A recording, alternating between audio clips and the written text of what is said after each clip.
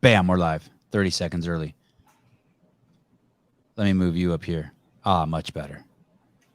I believe, Kenneth DeLapp says,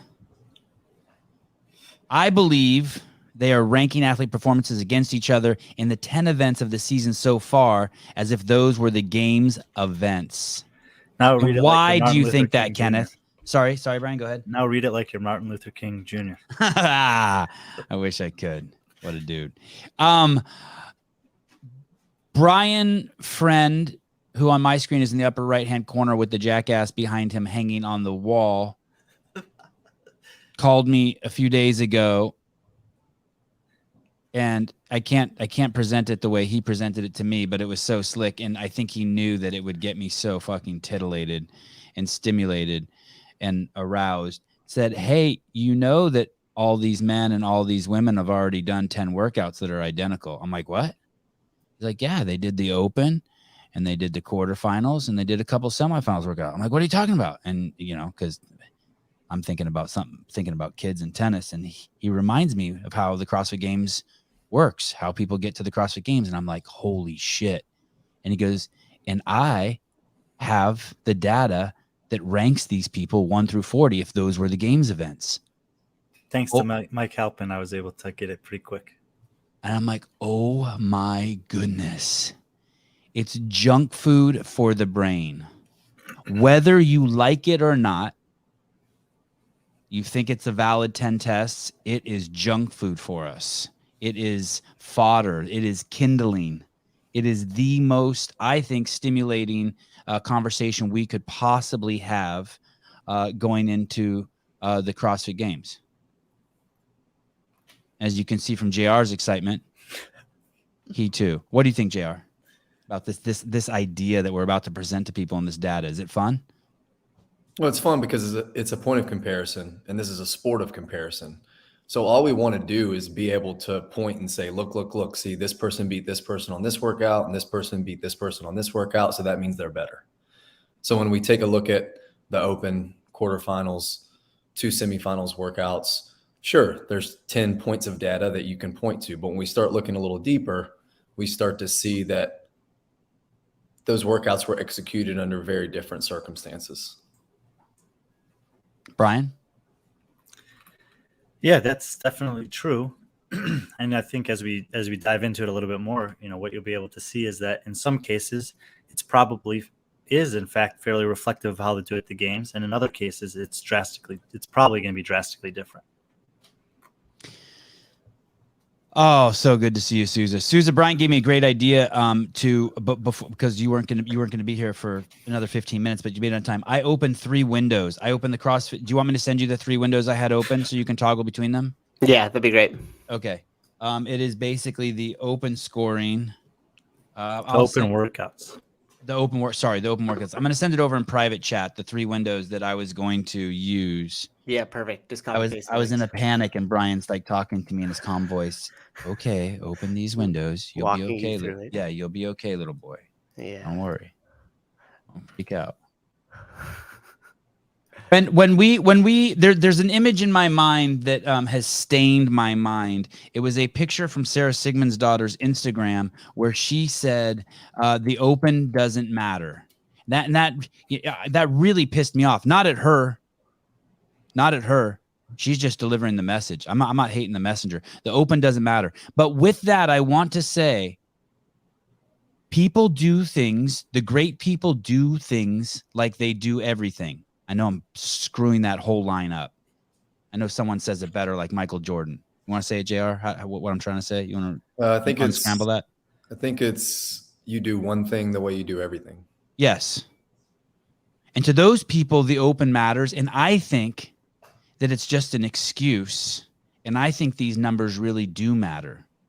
I think of this as that the monkeypox scourge attacks the liberal mind and the whole world gets shut down again and all the scaredy cats. Because I was just at the Monterey Bay Aquarium and half the people there are still wearing masks and are still 150 pounds overweight apiece and still vulnerable to COVID. I think that what we're about to look at today is very likely to be the CrossFit Games, because any week now the earth could be shut down again to protect the dying. And so I'm going to ride that statement that JR just said. I think that these should have been done. I think what we're going to show you today is important and is super duper valid. And I would say that no matter how many things that Brian and JR might bring up today that say, hey, this is just for fun, this really isn't going to be indicative of how the games are going to fall out, I think it's important to see it that way. I really do. I really do. These people are beasts. Okay. Before we start looking at the 10 workouts, JR, what do you think? Do these workouts cover all the time domains and modalities that you would like to see if they were one workout? Let's just call this the 2022 Brian Friend JR Sevon CrossFit Games. Probably get sued for trademark there. And do we like the workouts? Would we be criticized for this? Is this have enough metabolic testing, enough heavy weights, enough? Do we touch on everything? I would say no, since the longest workout was also the first workout of the season, and that was a 15-minute AMRAP. Okay. Oh, but isn't the first workout of the games usually also the longest? We're off to a good start. Some continuity. I appreciate you. Brian's a half full kind of guy. Okay, so in these 10 workouts, that's our first data point. The longest workout is 15 minutes, and it's an AMRAP. No, and that's not good. What would we want for in the games? What would we want? Well, usually we see one that's 45 minutes or longer. Last year, there was one that was over an hour, but generally speaking, you'll see anywhere from 3 to 5 that are longer than 15 minutes. Okay. I actually checked. Last year was a little bit of an anomaly in this regard. There were only 2 workouts at the games last year that were over 15 minutes time domain, at least for the top athletes at the games. And Brian, in terms of heavy, these 10 workouts, and we will go through the workouts pretty quickly here in a minute, guys. So don't worry. We're going to take you on a tour of these 10 workouts. Of the workouts, is there something there to test strength adequately for these beasts? Yeah, 2 of the 10 are isolated strength tests, and then there's nothing else that's necessarily too heavy for these athletes out of these 10. What are the strength workouts? Well, the other total is part of the quarterfinals where they had to do a 1-rep max clean, bench press, and overhead squat. And then the barbell complex from semifinals where they had to do the 3 cleans, 2 front squats, 1 shoulder to overhead. Do you agree, JR, that those test strength? Absolutely. Just not the way they're always tested at the games. Okay, but how about adequately? Sure. Okay. So we're more happy with the strength than we are if this were the games than the metabolic the test for the long time domains. Yeah, I mean, relatively speaking, that's 20% of the test. That's usually about what you get at the games. Okay.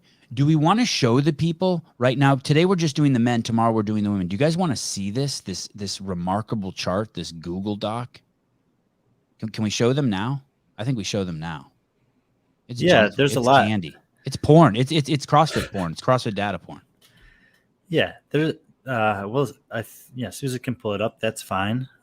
Just so that people understand how this was created, is we took all these 10 workouts. We took the results from each of these 40 athletes on those workouts. We ranked them against each other 1 through 40 for each workout, and then we assigned points based on the game scoring from last year when there were 40 athletes in the field. So it starts at 100, goes down by 4 for a while, and then it eventually goes down by 3, and finally goes down by 2 towards the bottom.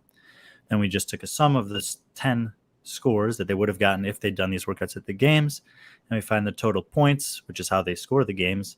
And then I did also add a column that just shows their average finish across the 10 workouts, which is also usually a point of comparison that like Chase and Bill talk about and get with the programming when they're asking if this set of workouts for this year actually did a good job of finding the fittest. And occasionally what you'll see is that there's a deviation where there's someone who actually averaged a better overall finish on the workouts, but finished lower on the rankings because of the way that the scoring system is or has been in some years. Wow. Has there been ever anything in that stands out so badly that you're like, uh-oh? Well, if you're interested in that, you should go back and listen to Chase and Bill's podcast where they break down every games year. But yeah, there have been a couple of times where there's some definitely, if you did it based on average finish instead of total points, that you would have had some different people on the podium. Dang. PMI services, thank you. Crazy generous.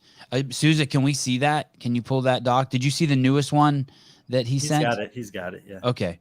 Well, this is the older one. So this one, it's going to be hard for us to fit everything on the screen, but you can see that for each workout, there's a rank and then the games points. And the score, the column that says score, is actually the amount of reps or time that they had in that workout. And this is pretty tough to see everything, but you can at least see for the first couple open workouts there kind of what it looks like. And then there's another doc that Souza also has that just shows the rank by event, where I think we could probably fit more on the screen in one shot. Souza, could you okay. First off, for those of you, I'm going to read some of the names. I'm going to read the top 10 to you here really quick, ranked and how they finished. If you use these 10 workouts, if those were the CrossFit Games and we had to give a champion, no shit. Justin Medeiros at the top, no shit. Saxon Panchik second, Jeffrey Adler, Ghee Maheros in fourth, Dallin Pepper in fifth, Phil Toon in sixth, Noah Olson in seventh, Patrick Vellner in eighth. That right there, I think, for me, is like where the first problem where you're like, okay, something's wrong. Okay. But other than that, You stopped at 8? Oh, I'm super happy at that point. Sorry, Colton. Sorry. I'm really happy up to that point. Are you guys happy up to that point? Are like, damn, this is good. This is good games. Just by looking at the outcome. And anything weird there? Can you see Ghee not taking fourth? I mean, when you start asking that, you have to think about, well, who's missing out?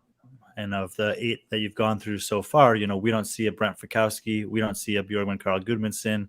We don't see a Roman Krennikov that most people are expecting to have a top 10 style performance, and maybe also Ricky Garrard. So those are the ones that it's like, but a lot of people are super high in Dallin Pepper and Phil Toon. And everyone else who's up there, I think if they finish in the top 10 at some point, most people wouldn't be that surprised by it. JR?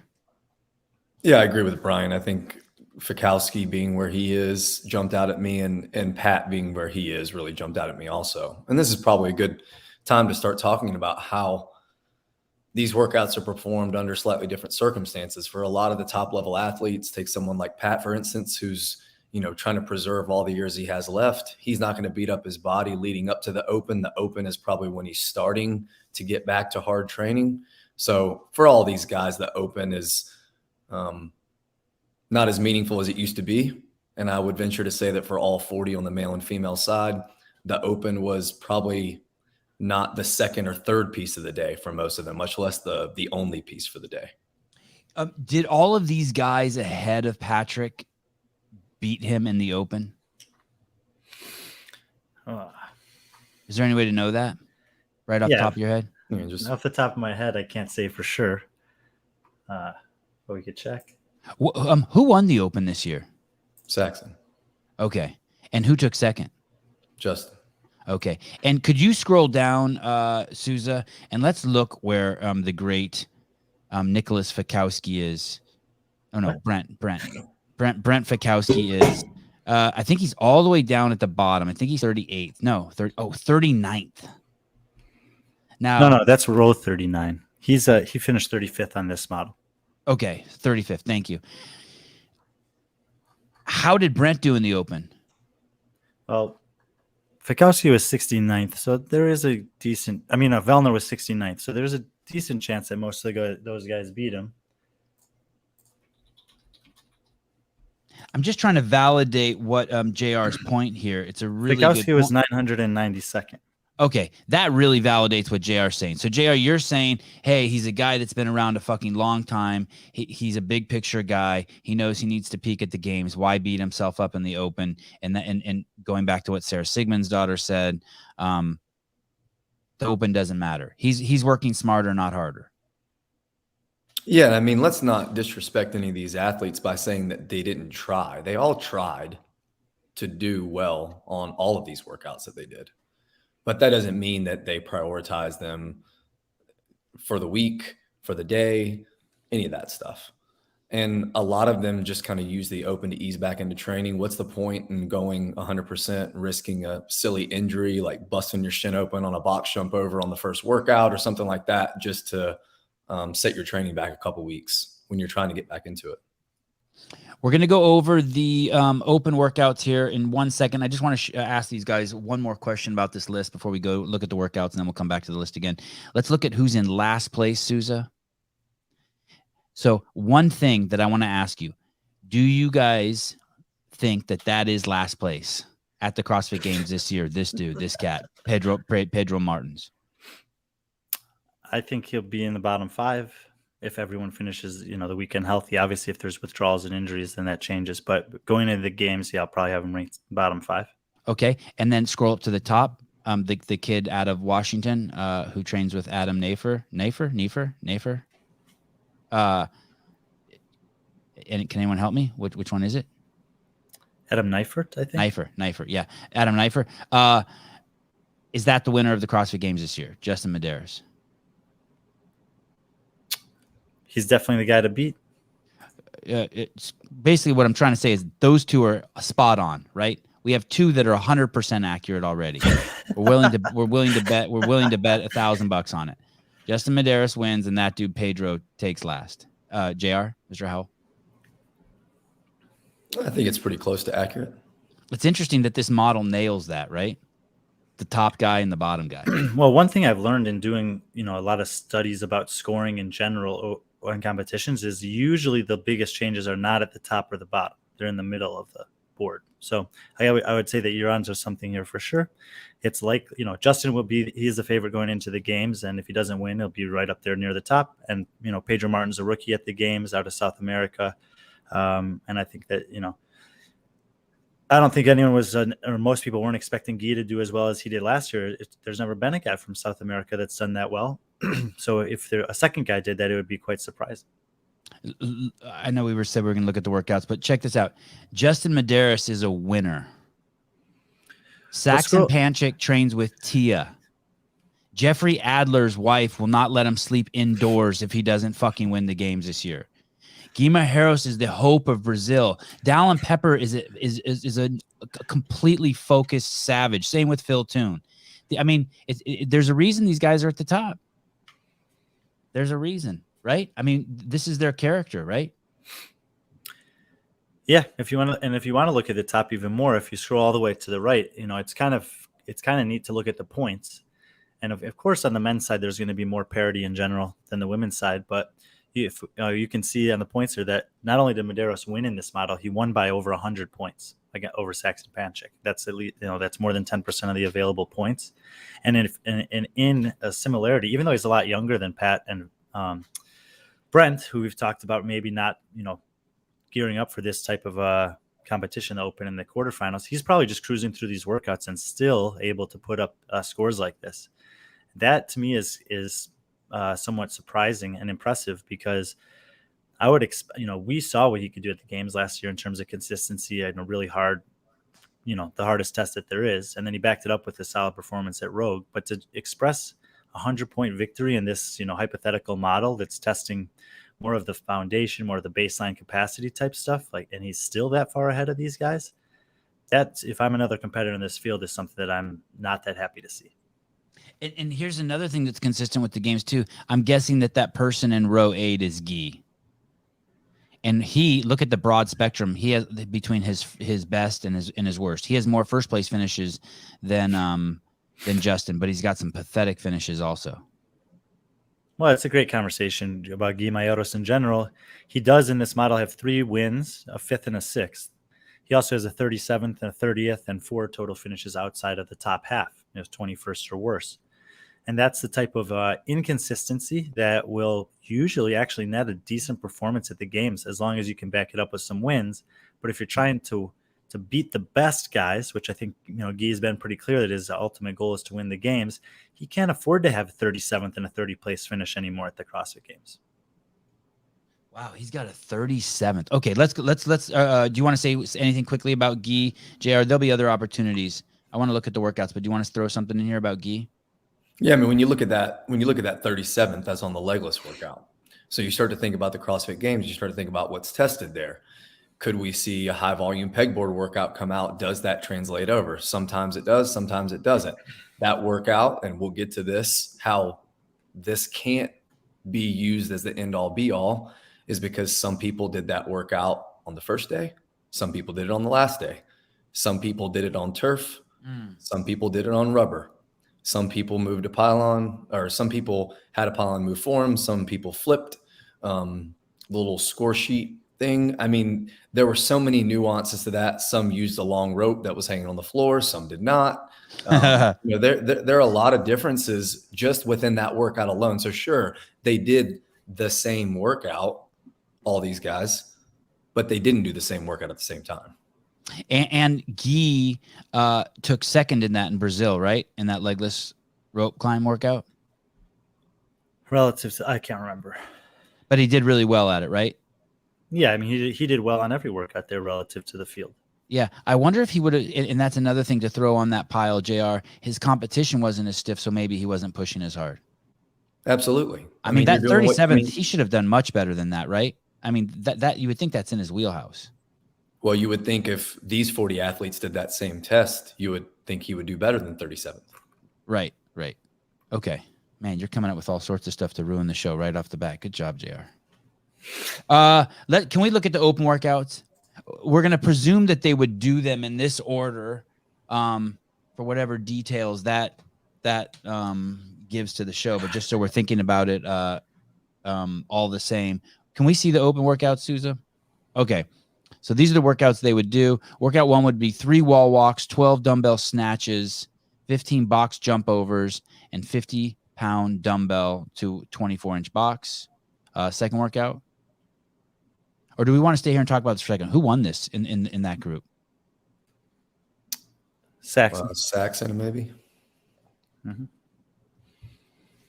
Okay, let's go. Let's Saxon, go to this. Justin, then Dallin Pepper. And what do you think about this as a games workout? Look, if you're talking about the open workouts in general, there is a possibility of seeing an open style workout at the games. You know, you could see maybe a little slightly. We've done it in the past where they've had like a slightly heavier version of the same open workout or a different open workout from a previous year. It's just testing baseline capacity, and we've seen some AMRAP styles. Sometimes they're a little higher skill, but I would say out of the test at the games, you are going to probably get one that has a little bit of an open feel to it. Like you could see this in the stadium. I mean, they did something similar to this last year. It's just that it was scaled up, right? They had the AMRAP with the similar structure of wall walk or of pegboard and the double under and overhead squat. It was like they were doing a lot of rounds in a similar amount of time domain. Workout number 2.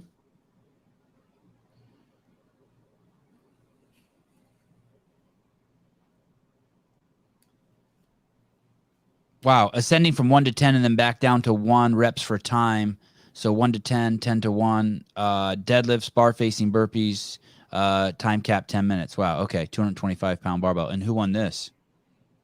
Uldis Upenex, followed by Noah Olson and Phil Toon.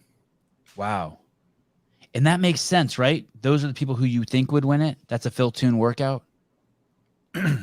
Yeah, I mean, all these guys are just good at burpees and deadlifts, basically. Uldis Upenex next best finish on any of these 10 workouts relative to this field is 15th. But he is the type of guy that in a certain combination can be world class. And what was Fikowski's ranking on this one? He was 40th on 22.1, 37th on 22.2. Oh, wow. So if he finished 900 and something, he must have in one of these workouts coming up, he must have some crazy finish like 4,000th. He didn't do very well on any of the open workouts, relative to most of these guys. His finishes were 40th, 37th, and 35th. I specifically. No. Sorry. What did he finish in workout 1? Fikowski in the open? Oh, in the open? Oh. Yeah, sorry. Yeah, in the open. That's what I'm sorry. 3,038th, 1,390th, 259th. Wow. Open finishes. Okay. What was going on there in the beginning? Did we ever find out what was going on with Fikowski? Was he hurt? Or is it what JR is saying? Like, hey, why? Why bother? Yeah, I think he posted something about doing the first open workout like in a gym that he'd never been to. He posted something saying he thanked him for their hospitality to let him drop in and hit the open workout while he was in town. And then that was that. Low stress. Yeah, I mean, keep in mind, if you're a male in North America, you only have to finish like 7,500th in North American men to advance to the next round. And as soon as you do that, everything's irrelevant. There's no rollover scores. Hey. A lot of people used to have that debate about whether in the Masters qualifier, if your open rank should count as one of the scores for the age group online qualifier when they had that. If you wanted to make the open more significant, then you would count the open as one of the quarterfinal scores once you get to quarterfinals. And not tell them which one? No, you just count their overall open finish. Oh. So then, if that was the case, Fikowski would not take these workouts for granted and be dropping in a random place. He'd realize that, oh shit, 1/6 of my quarterfinal score is going to come down to my open performance. And Fikowski, he has the potential to do okay in the open. He has finishes in the open his career of 22nd twice, 24th, 32nd, 38th. He's had some top 40 finishes worldwide in the open. But this year, especially after seeing what the motto was last year, and he's not the only one to do this, he just didn't invest anything. That's why you saw what Sarah Sigmundsdottir said. That's why you see a guy like Travis Mayer who wins the quarterfinals one year and takes 60th in North America the next year, because now that they know the system, they can tailor their season to the point of the season that's most critical for them. And for each athlete, that's going to be a little bit different. If you're Tia, you don't have to prime for any of this. You could just show up to semifinals in pretty much any condition you want, qualify. You're only focused on the games. For a lot of these guys, semifinals is critical because they don't know if they're going to make it or not, and it's really competitive in their continent. But for almost all of them, both the open and the quarterfinals, in terms of what they're focusing on for the season, is completely irrelevant. And I don't know if that's something that CrossFit's considering or not. Since they've done it in the past in the Masters divisions, it is something that they could potentially do to increase the relative importance of the early stages of the season. Do you like that, JR, that idea that Brian just threw out there? Take the open scores and use your placement in the open as a score as one of the quarterfinals scores? Yeah, I love that. And then the validity of the scores in the video review process becomes even more important. Again, do you like it, Brian? You like the idea? In theory, yes, but what JR just mentioned is super relevant, because if you're talking about that, your overall open rank suddenly becoming that important, then you really have to make sure that you're assessing their performance relative to the field, which in this case is potentially 100,000 individuals, as reflective of what they actually did. Not just what they actually did, but what everyone that's being compared against them actually did. So that would be a slippery slope to go down in that regard. But if the goal was to make the open more relevant again, then that is one way to do it. God, that's such a slick idea. I love it. Okay, workout number 3.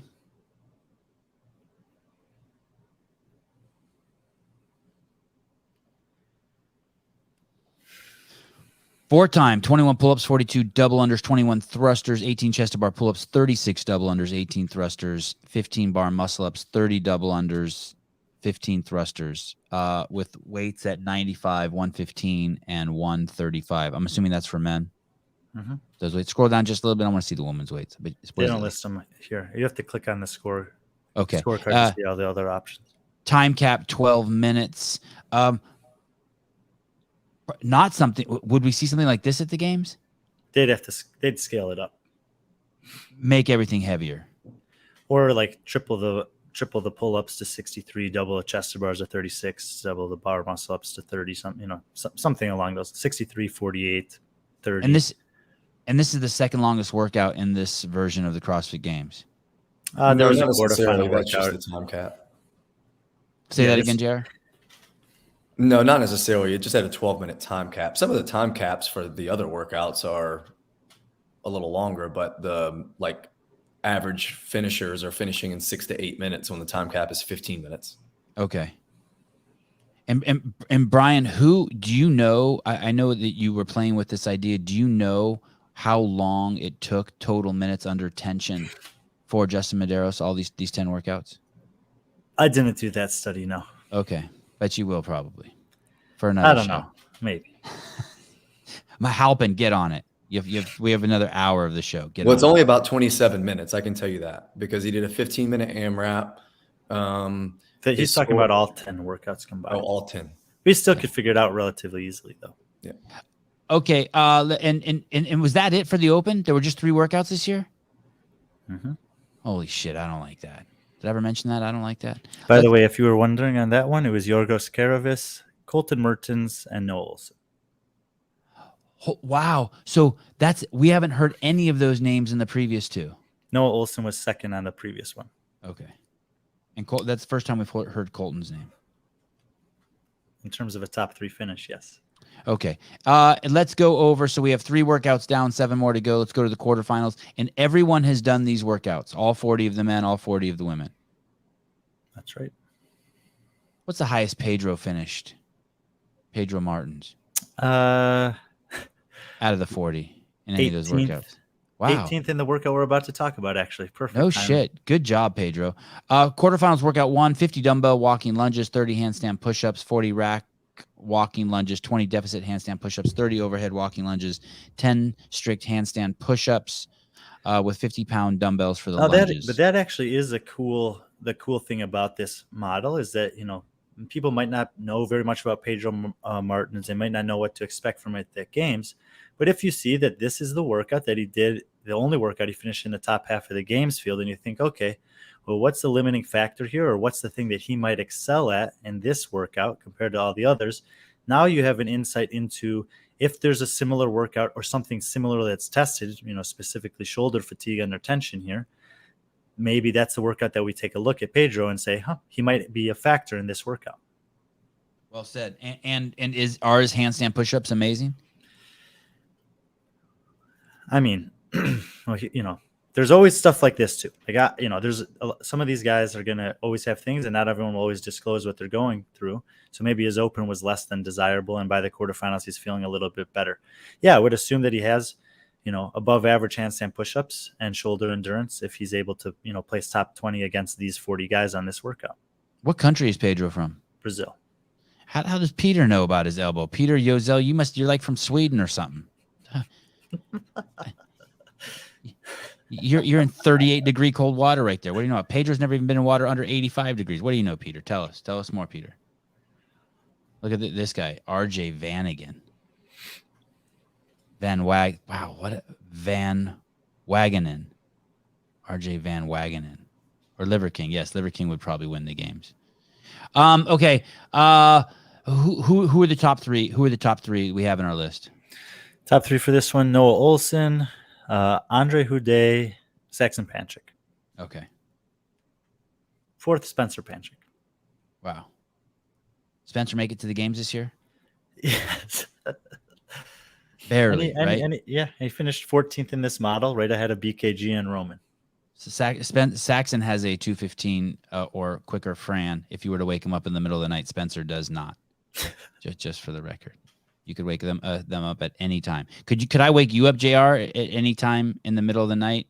Just knock on your bedroom door and be like, "Hey, come do Fran." You could do a sub 4-minute Fran. Oh yeah, for sure. I mean, I got little kids, so for sure. Anytime, just be like, "Hey, come on out." Yeah, and this is the perfect example in this workout. 15-minute time cap. Most of the qualifying females were between 5 and 8 minutes, and then most of the males were between 6 and 8. So that just shows you right there.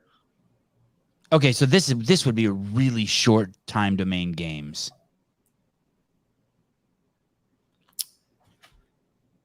Yeah, and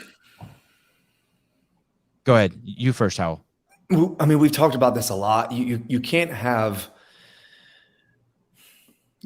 too many workouts that are only separated by seconds. What do you mean? Didn't you see the 2008 games? What are you talking about? You're going to have that at the games.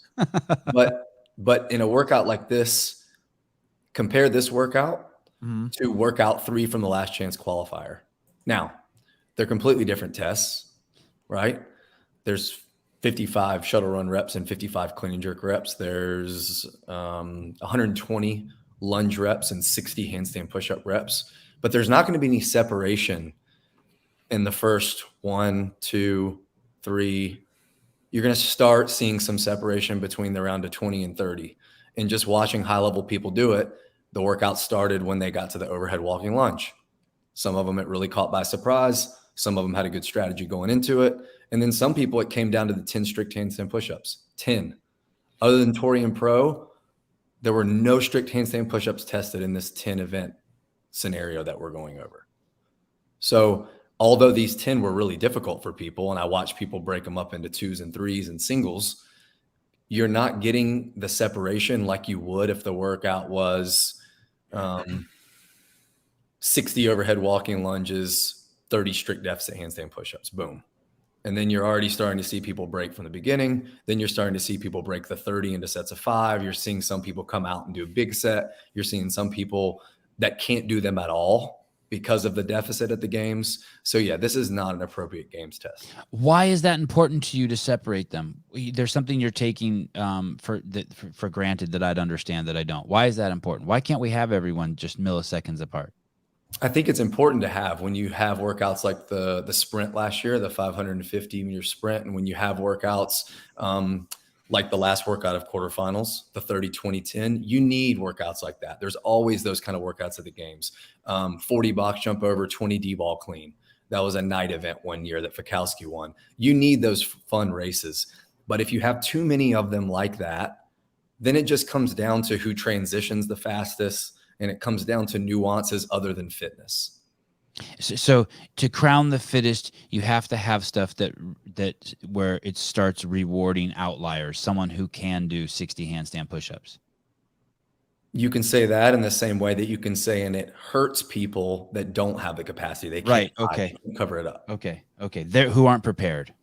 No, I agree with JR about that you do need a diversity of tests at the games, and that in general, these tests are going to be, because of the nature of them, a little bit less of that style. However, of the 40 athletes that made the games, the fastest time here was Noah Olson at 6:02, and the slowest time was Nasser Al-Ruwaiha at 10:48. So you're talking about almost 5 minutes spread between first and last in this 40-person field. But that just speaks to what this field is, which is not the 40 fittest people on the planet Earth. In just North America alone, the spread from first to 50th was only 1 minute and 21 seconds. So there are 50 guys within 1 minute 20 seconds of Noah in North America on this workout, and then you have guys in the games. And even if you throw out the outlier of Nasser on this, there's still a guy who happens to have had a top 10 finish of the game that comes in at 9:58 on this workout, Alex Vigneault. So there is a little bit of an opportunity for separation in this workout compared to some of the other ones. But overall, I agree with what JR is saying is if this was the selection of the test, there's not enough of the really high-end skill stuff that separates the way that you want it to at the peak performance. Where did Nasser finish in this list? Can we go back and look at that Google Doc real quick? Yeah. Sousa, sorry. And we'll come back to workout 5. We'll come back to workout 5. Nasser comes in at 34th. This is the giant guy that looks like he fell out of like the movie 300, right? From he took second to Roman Krenikov. Yes, right. This guy's something else. He's an interesting case study because he had 3 dead last finishes, but he also had a 3rd, a 7th, and a 13th. So he's kind of like Ghee Mayeros light in that regard, where he's got some pretty respectable finishes, and then he's got some stuff that obviously is a huge hole relative to the field. The thing about the Far East Throwdown was there was a very, very, very low amount of high skill stuff tested there. It was the shortest time domain test. Power output was a huge factor there. This is a guy that I think will prevent your prediction of Pedro Martins being the last place finisher at the game. That was what I was going to ask. All the stuff that it looks like is probably problematic for him is going to be amplified when the games testing rolls around. Yeah, let's look at this guy. Okay, so this guy you think kind of screwed it all up, or my study up. So you think this guy's taken 40th at the games? I think he's, there's a good chance for him to be in the bottom 5, but we don't know a ton about this guy. Again, this is, I think, the cool thing about this study is we can see look at his burpees. I never even seen burpees that look like that. There's like something. Look at it. He's like a piston as he comes out of the bottom, like a really slow. Psh, psh. Wow, he is a big man. Sorry, Brian. Sorry, go ahead. We don't know a lot about him. What were you saying? Oh, okay. But we can learn about him, especially relative to the field he's going to be competing against.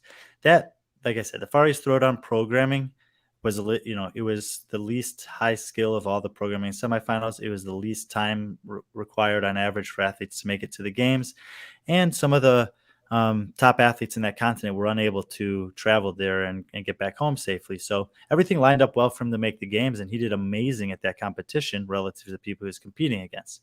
I think you're going to see a variety of workouts at the games that severely expose him.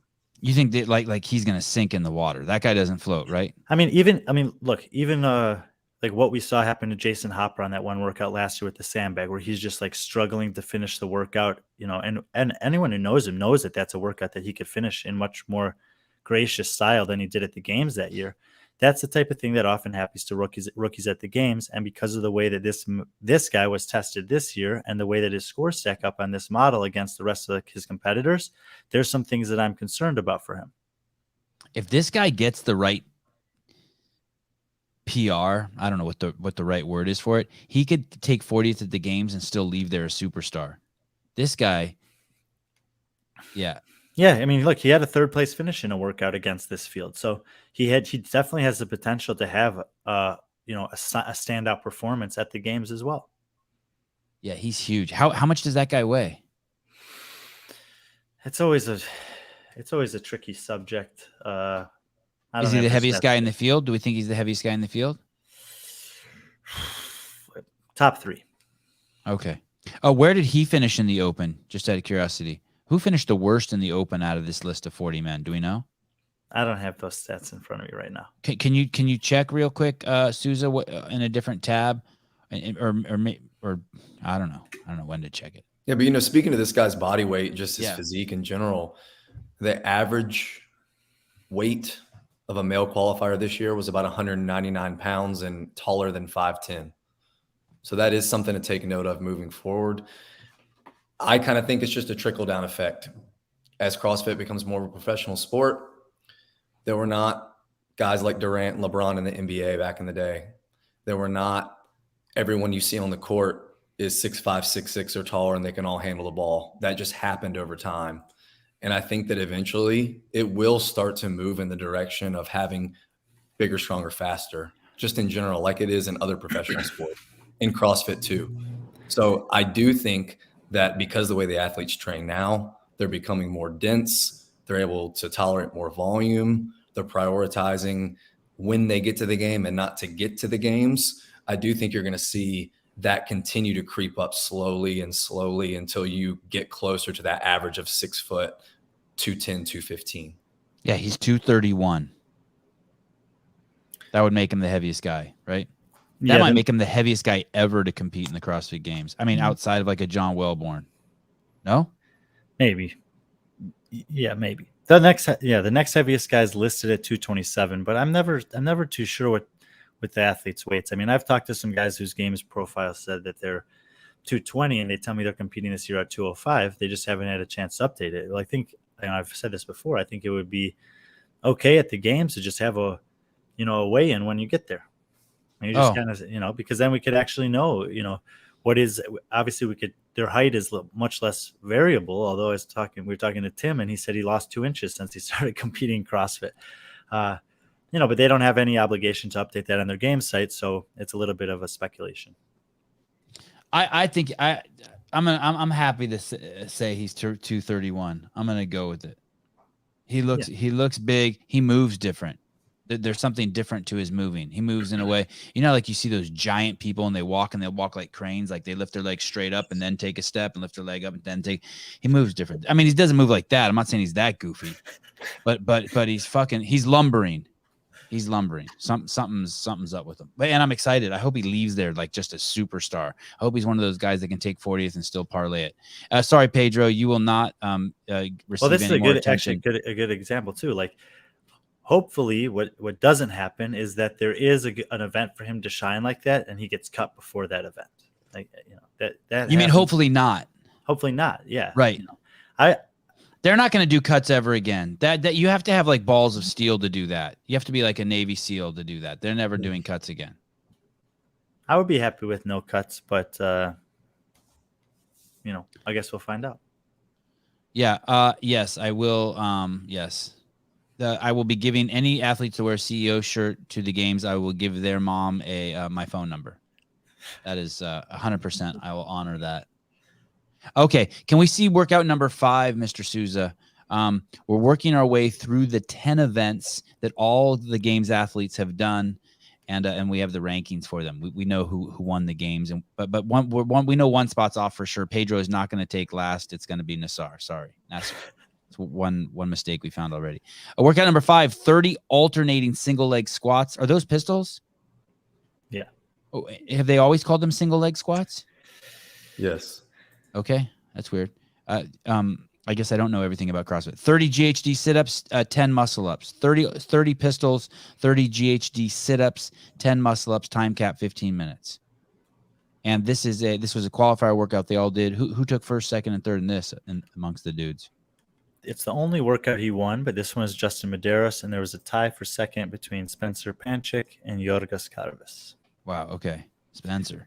That's now, two of the last 3 workouts that Yorgos has taken first or second on, but those are by far his best finishes. His next best finish after those 2 is a 17th. And Nassar took 40th in this one also. This was the 3rd workout he took 40th in. This is the second one he took 40th in. He was 40th on the first 3 quarterfinal workouts, and he was 39th on the first open workout, only beating Fikowski. And so did he get capped? I don't know. Yeah, we are gonna see this dude look like a wounded animal in a few of these workouts. It's gonna be. I mean, it happens. It happens to a lot of people at the games. I just think, based on what he's been tested on so far and what these results show, yeah, there's gonna be some good, and there's gonna be a lot of probably tough. What do you think this dude's Murph time is? Like 68 minutes? Took me 68 minutes one time. Fair. At least he did it. I can't even say did I tell you that I wrote a 2K after you made fun of me saying I couldn't do it in 10 minutes? It took you 9:59? No, the video is coming out soon. Stand by. Hey, I rode my first 2K in over 10 years. In my right arm feels like it's got a cavity in it, like a toothache. Something's wrong with my right arm. Haven't been doing enough strict ring muscle ups recently. It's just I shouldn't have taken 10 years off of a 2K row. And then I had a friend come over and be like, dude, you got to do 2K. Fuck you. Okay, workout number 6. And this is Tall Carl, by the way. I bet he's got a great 2K. I bet you he does have a great 2K. Good memory. You remember that dude, Carl Eagleman. You know, he found a way. What he has an Instagram account that he now makes enough money to support his family off of. Whiteboard Daily? Yeah, is that what it is? Whiteboard Daily. Yeah, he kills it. Yeah, dude. If his content's amazing. If you guys haven't, or if you guys, especially if you're coaches and you're looking for simple ways to communicate to your members, like this guy has broken it down, pictures, simple cues. I think he's invested a lot of time to create the high quality product he has. My old training partner. I don't think he says any bad words either. He's like a really good dude, classy dude. Workout number 6 at the 2022 CrossFit Games. 8 wall ball shots. Oh, this is a mess. Wow. Okay. For time, 8 wall ball shots, 4 shuttle runs, 1 rope climb, and then 8 wall ball shots are added every time, and 1 rope. Yeah, everyone knows this workout. This is the one that we're hoping that everyone on this list actually did the correct version of the workout. What do you mean by that? I mean, there's still hundreds of scores on the leaderboard that CrossFit decided to verify or just deem erroneous. This is the infamous quarterfinal 3 workout? Yeah. Wow. So we're hopeful that all of these athletes actually did this version of the workout, but there's a potential, I guess, that they didn't. I don't know. As the director of the 2022 CrossFit Games, JR, you should have thrown this workout out. We should have just said it's 9. We should have got here and be like, we didn't include this one in the data because it's such a shit show. Who won this? Jeff Adler. Yep. Very good. And the thing is there with Adler, I want to say this. We're not concerned about him. Class act, great coach. He did this perfectly, right? Look. Oh yeah. I'm very confident the top scores here are the good scores. I was kind of saying that in jest. I think that Right. all of these guys, because of what they did in terms of advancing to semifinals in their continent, had to have had a thorough review at least of this workout. But Adler was first, Cole Grayshaber second, and Ricky Garrard third on this one. Are you surprised to see Ricky at third in this one? It's just kind of cool going through just the 1, 2, 3 finishes is how many different guys are showing up there. And that, I've been kind of hinting at it throughout the season, but I think this is setting up to be one of the best or deepest games fields on the men's side that we've ever had. I think I agree with you. And Justin Medeiros isn't in this regard. Oh, breaks my heart to say this. In this regard, he is no Tia Toomey. He doesn't come in and take first in every single event. He's not. He just does what he has to do. I mean, well, basically what we see here is a microcosm of what happened at the games. 15 events, he win one of them. Here we have 10 events, and even though there's a lot of different variables involved, he wins one of them. However, he didn't have a single finish outside of the top 10. And even if you're looking at a guy like Jeff Adler, who's had actually a super, super consistent year so far this year, he also he actually won 2 of these workouts, and he had nothing worse than an 18th place finish. He was the next most impressive in terms of consistency across all 10 to Medeiros. But still, when you have an 18th, a 13th, a 17th, and a 16th, and Medeiros' worst finish is a 10th, that's a pretty big gap. Is that those placements? Those were the placements in this. In this scenario, yeah, Adler had 4 finishes, 13th through 18th, and Medeiros had nothing worse than 10th. Now, he had 2 10ths and 2 9ths, but still, if your worst 4 finishes are averaging 9.5 against 15, you're gaining a significant amount of points over 4 tests there. What do you think the most impactful argument I've heard is when JR said, hey, the older guys are basically gaming this, right? They see that there's no need to win the Open. But that being said, what does it say about the guys who did kill the Open? Medeiros, Saxon. Why didn't they do that? Why didn't they just not go 90%? Maybe they did. Wow. Okay. So they went 90% and Fikowski went 80%. Is a possible scenario. Or that in this format of workout, their 90% is a lot better than Brent's 90%. Right. Okay. Workout number 7.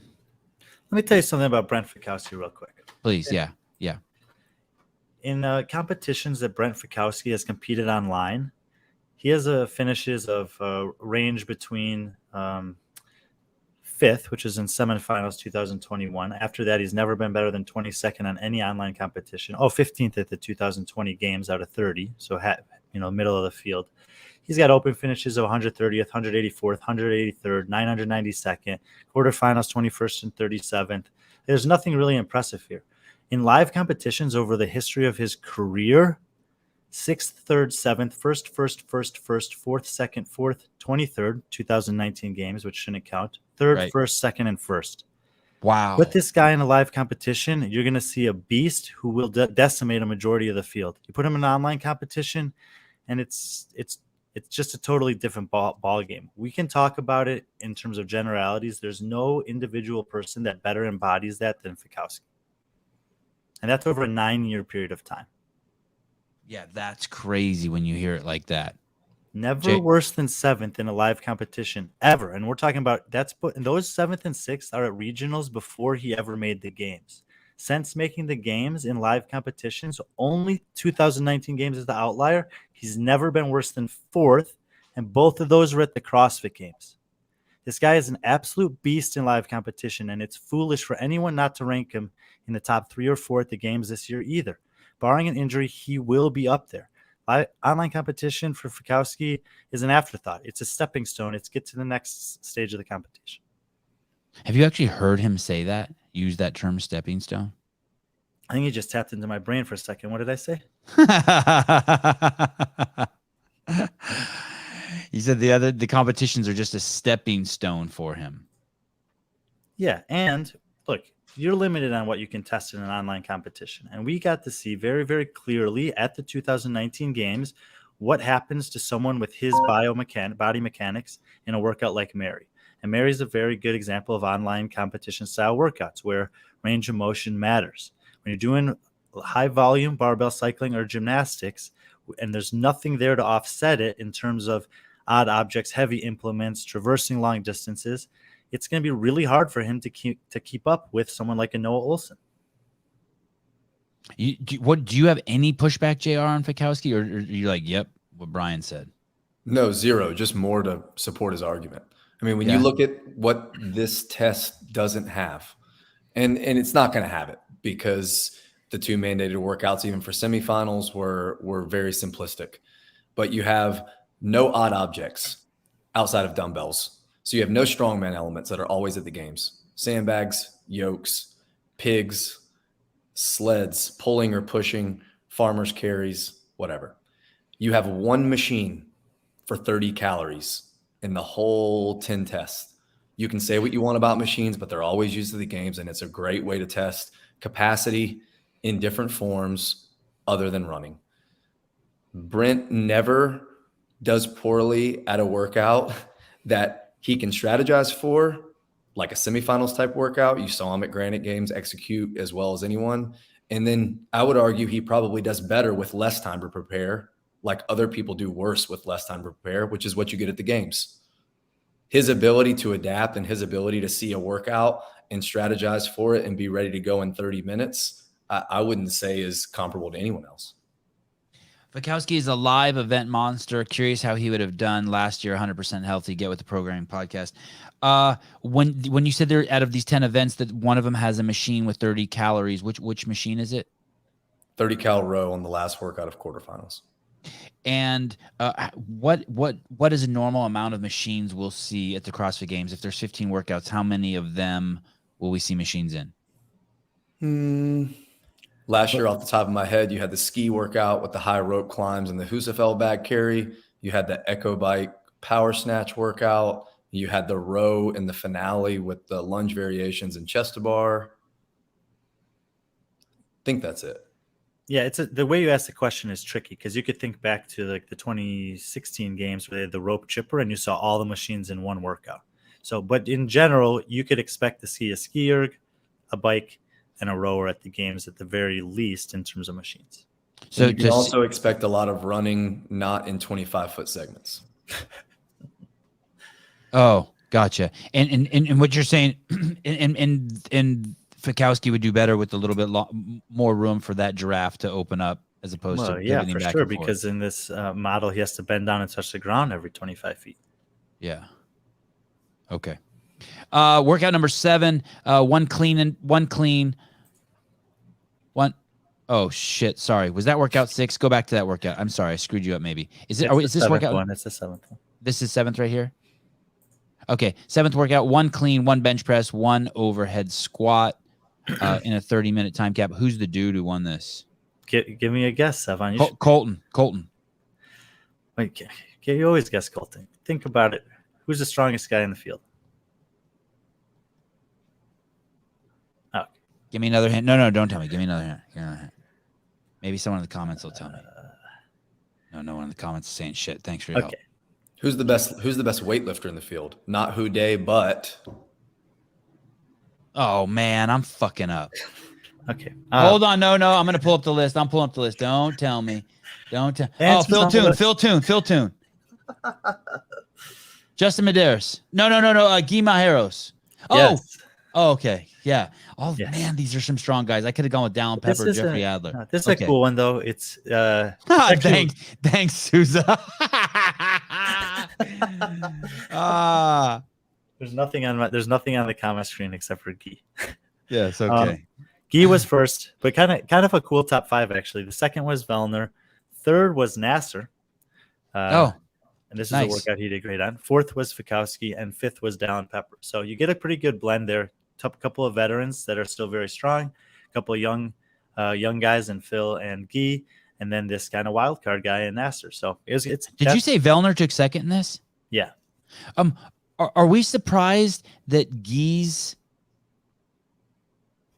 Oh shit! I think I'm looking at the wrong one. What was Gee's bench press? Oh no, yeah, Vellner was. Are we Oh surprised shit! at No, his no, bench sorry, press? sorry. Vellner was second on the next workout. Colton Okay. Mertens was second on this workout. Okay. Sacrilege. Cut this whole fucking part of the show out. I skipped one workout ahead. I'm sorry, because you're calling them 1 through 10 instead of what they are, which is quarterfinal event number 4. Okay, Anyway, sorry. Ghee was but first. is it Ghee, Colton, Nassar, and Phil still? No, Ghee, Okay. Colton, Phil. Wow. Okay. So your guesses were good. Okay. Good. They just weren't Ghee. They just weren't Ghee. Do we have Adler sitting in fourth there? On that workout, no, he was Yeah. 16. Wow. Why is that? Probably. Adler's a really good. Like he's really really good and really really strong in the clean and jerk. And all the other liftings, he's not gonna do as well. Do you agree with that, JR? Yes. Why is that? Why doesn't that translate for him to at least an overhead squat if he's got a good jerk? Look, there's nothing wrong with finishing 16th in this field. Like in terms of strength, these guys are like very very strong. And yes, clean and jerk is something that he just is extremely efficient. And I mean, it's amazing to watch him do clean and jerk. He's very strong, and he doesn't rely on hardly anything other than great mechanics to do it. But it's, there's plenty of guys in Olympic lifting that can be really good on one of the lifts and not as good on the other. Address the rumors that Josh has ghosted you and you're growing replica facial hair in protest. There's nothing to address. You nailed it. I am Josh. No, he's not ghosting me. I tried to do a 4th of July show with him. He's just in love. He's like a butterfly. He's just like flown off the planet. He's like, let be let pew. Do you guys, that cartoon might be too old for some of you. He's just like floating around. Okay. Let's go to workout number 8. Quarterfinal event 5, which I already spoiled. I apologize. Thank you. 30 calorie row. Well, JR also ruined it for us.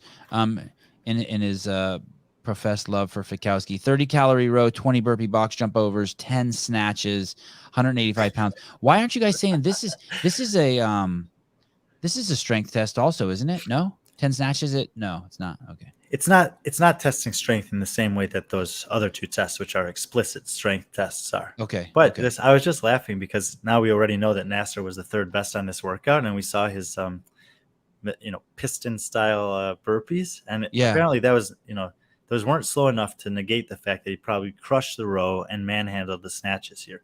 So if you're a Nasser fan and you want to see a workout he might do well at the game, look for moderate to heavy weight cycling of snatches and high power output on the machines.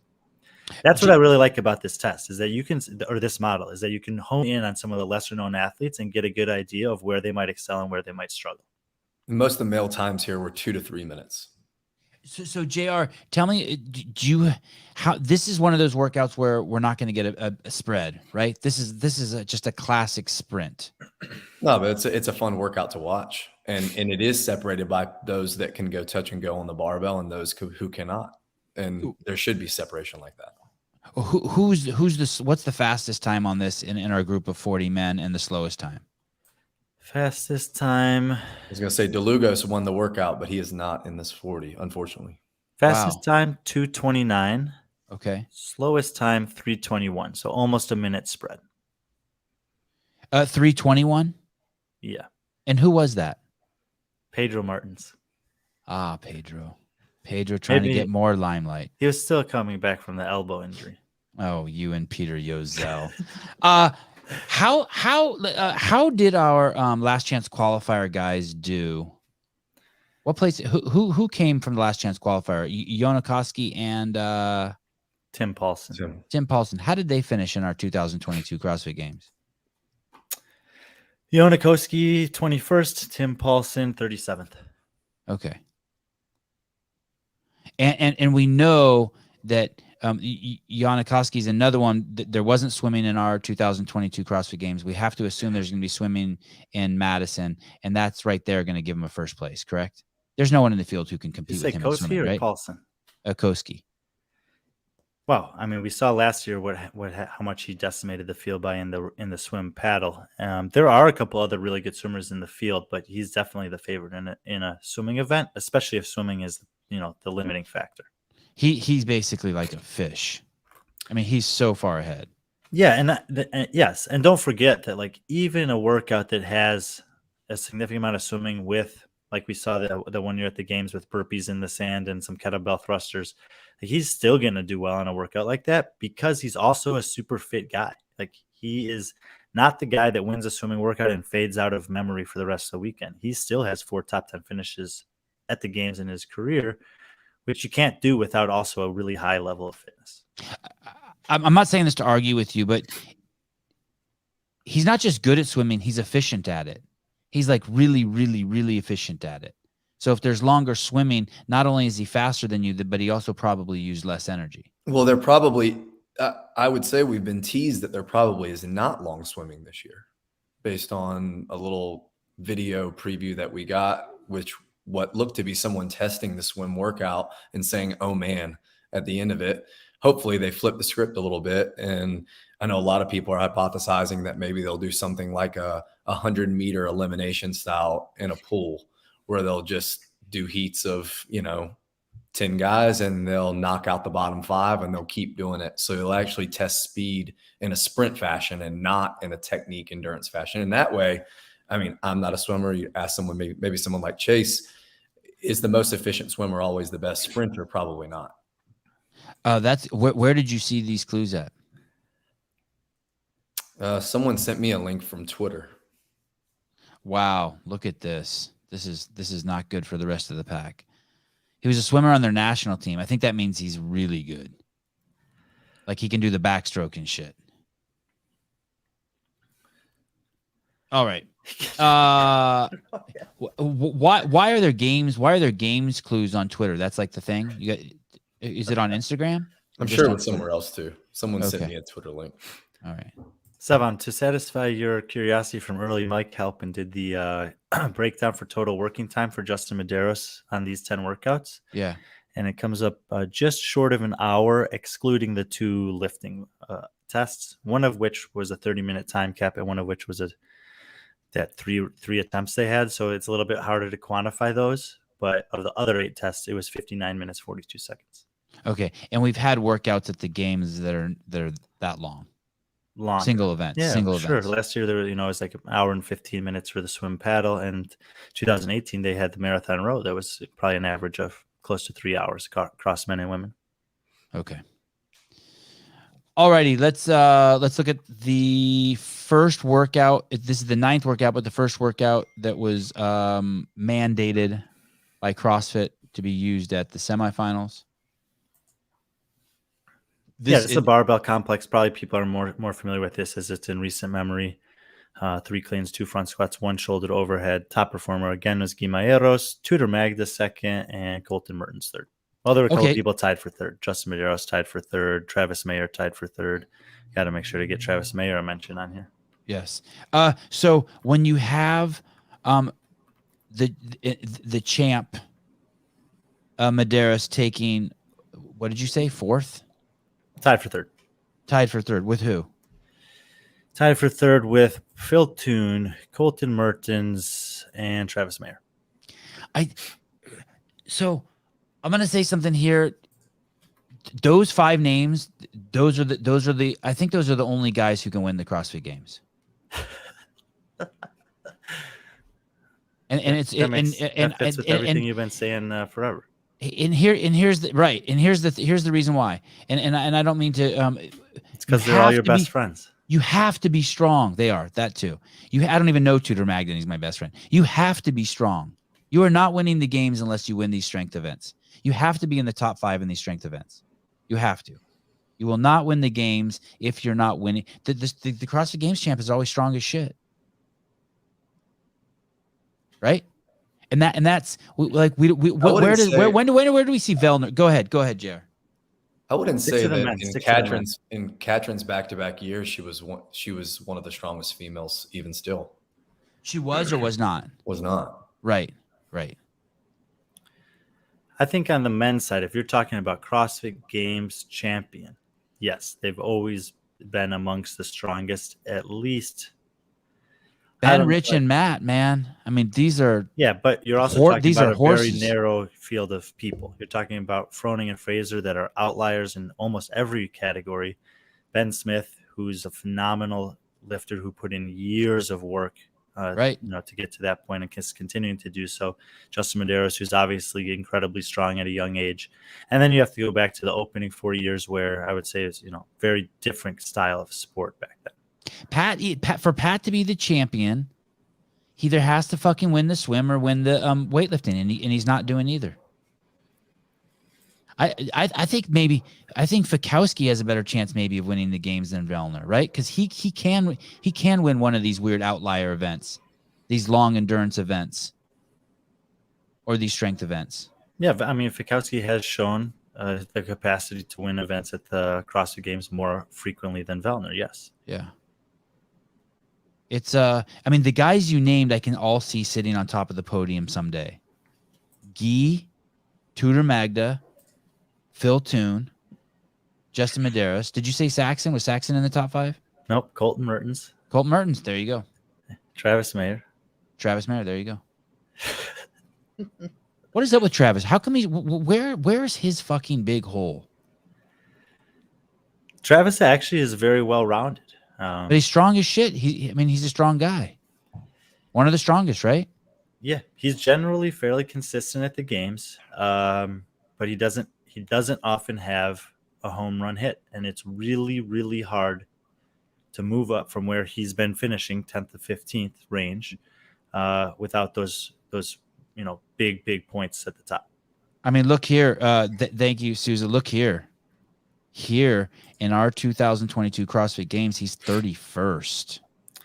Yeah, and Travis was, it was pretty obvious this year what Travis's goal was, which was to cruise through the first 2 parts of the season, make sure he did the job at semifinals, and we'll see how it pays off at the games. But his target this year was to excel and prime and prepare all year to be perfect as he could be and ready to go for the CrossFit Games.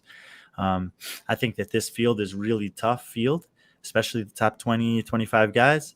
And that even if he is in better shape and condition than last year, it'll still be tough for him to improve on his overall rank come the end of the weekend compared to last year.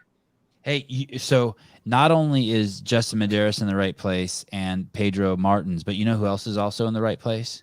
I just see it right now. Dead center, Jason Hopper. Those 3 are going to be spot on. I'm telling you, those are spot on. Right, JR?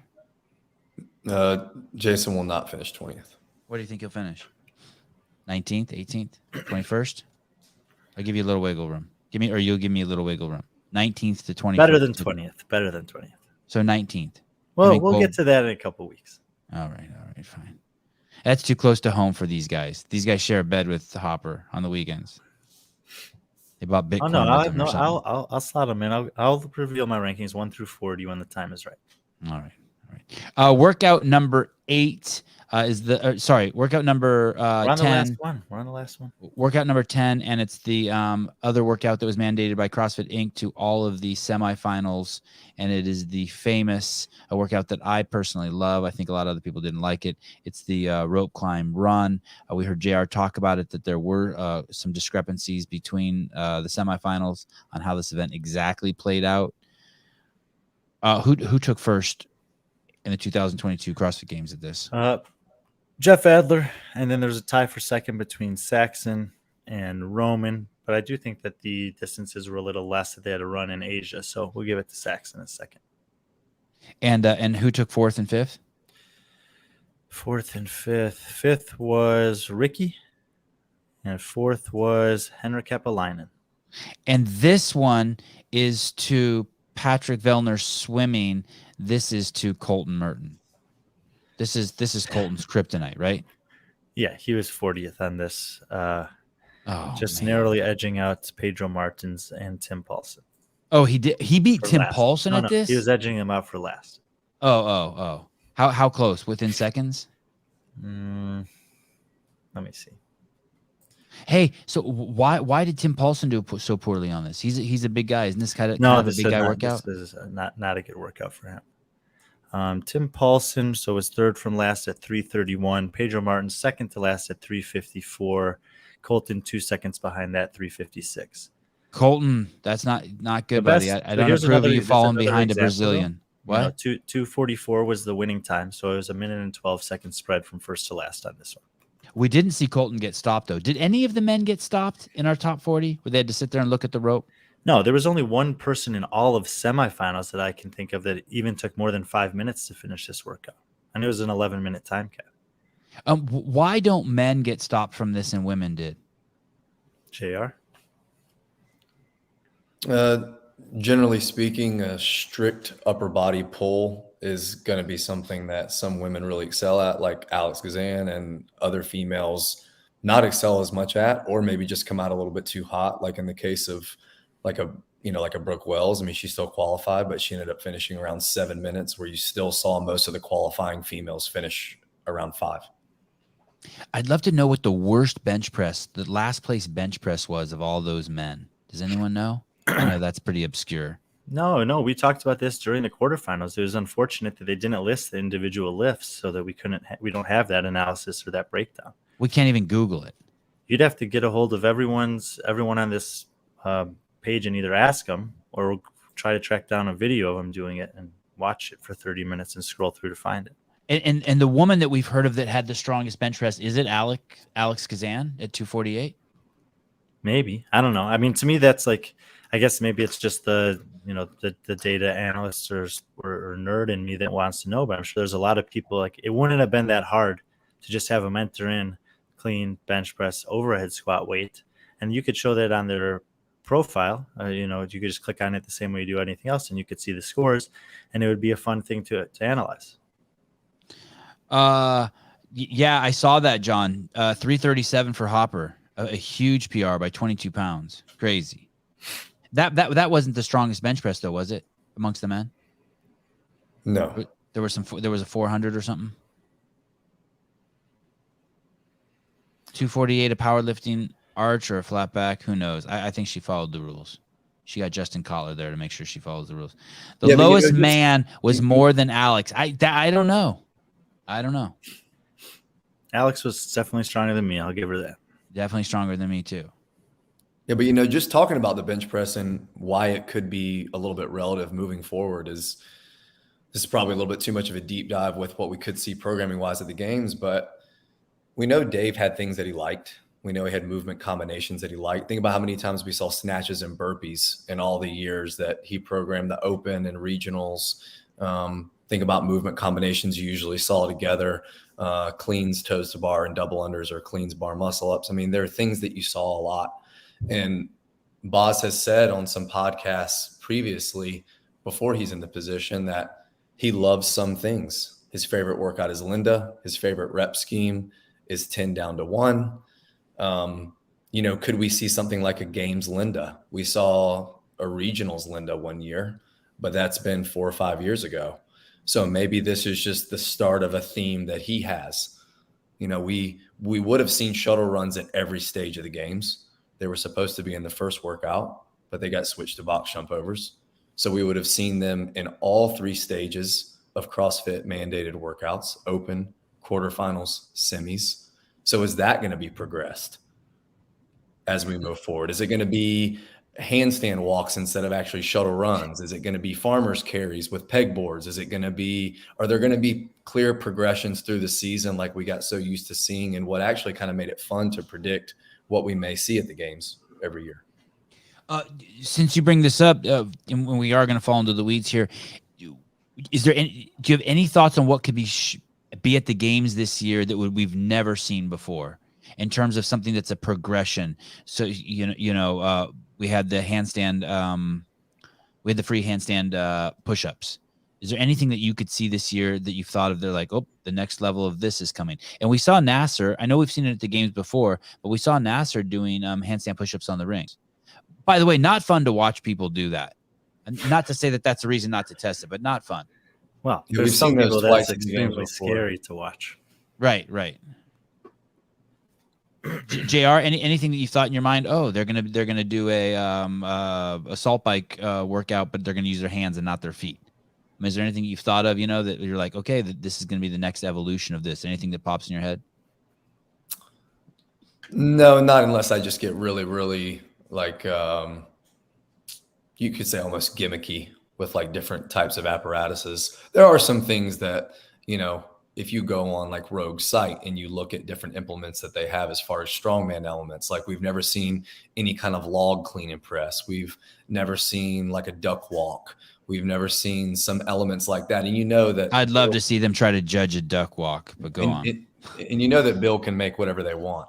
So, that's usually fun every year, seeing something, they've done sandbag carries before, but Husafel stone is a little different. You have to carry it a little higher on your chest. It's just a little bit different with the stimulus it gives. So other than maybe some different styles of events, like having a handstand walk, but having it like a sprint, like I said in one of the previous podcasts, it almost seems like the new fad, the new trend is to let speed on your hands be the separator. And are they going to do an event like that where they dial back on the level of skill with all the ramps and the traverses and the pylons and all that, and they just get back to good old fashioned like race walking on your hands, stuff like that? And this, I think I had talked to Dave about this before, and he just ignored me.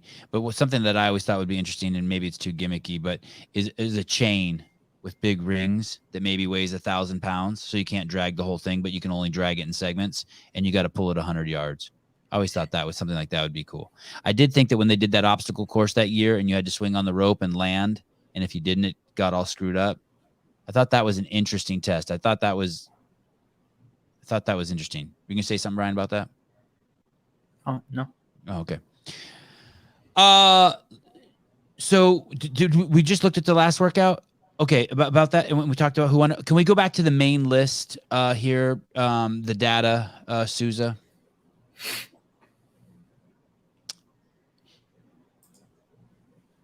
Anything on here that when you made this, just you thought, oh, this is the most fascinating character to see on here? Holy shit, I'm so surprised.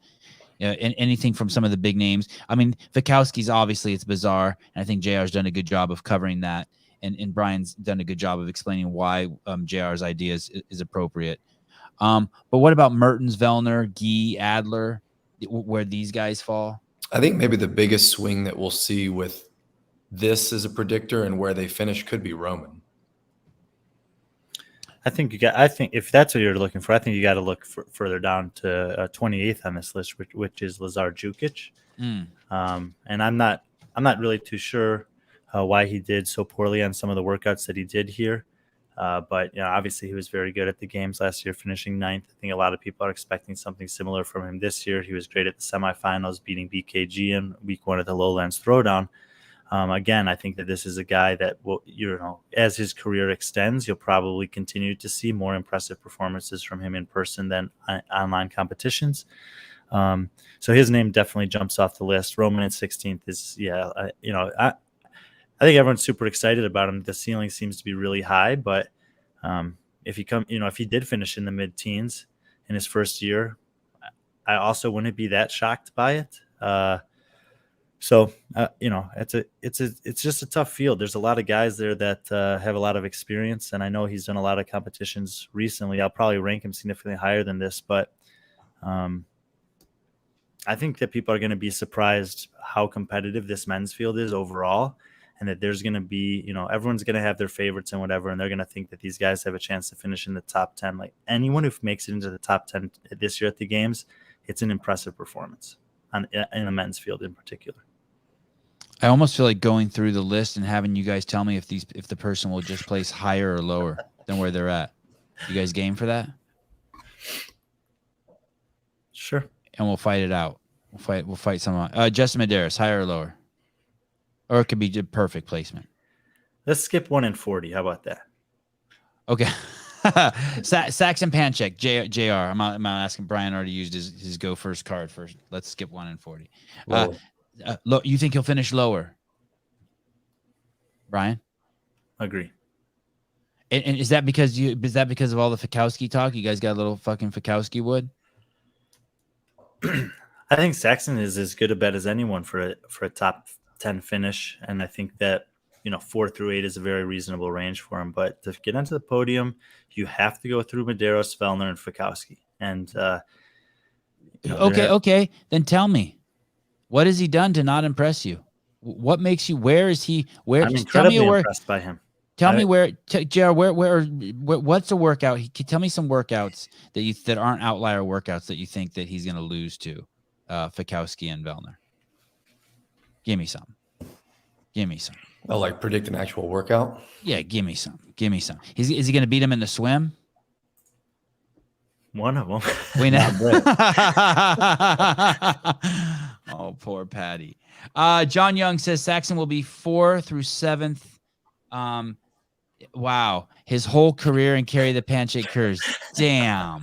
Oh my gosh, John, so harsh. Damn. I think Saxon has the potential to podium eventually. I don't know if it's this year. I really do think that, like I said earlier, outside of an injury, I think Medeiros, Vellner, and Fikowski are the guys to beat in this field, and that if they are healthy throughout the entirety of the weekend, that'll be the top 3 in some order. Who's stronger, Saxon or Vellner or Fikowski? Who out of those 3? Who's the strongest man? Depends on what lift you're talking about. If they're going overhead heavy, probably Saxon. If they're snatching, probably Brent. If they're deadlifting, definitely Pat.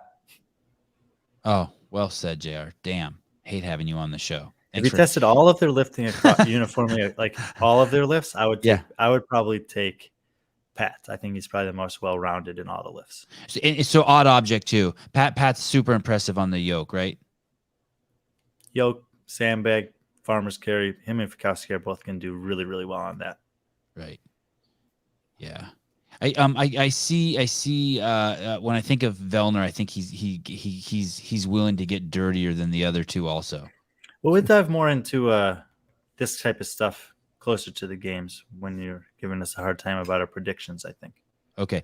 Jeffrey Adler, higher or lower? Lower.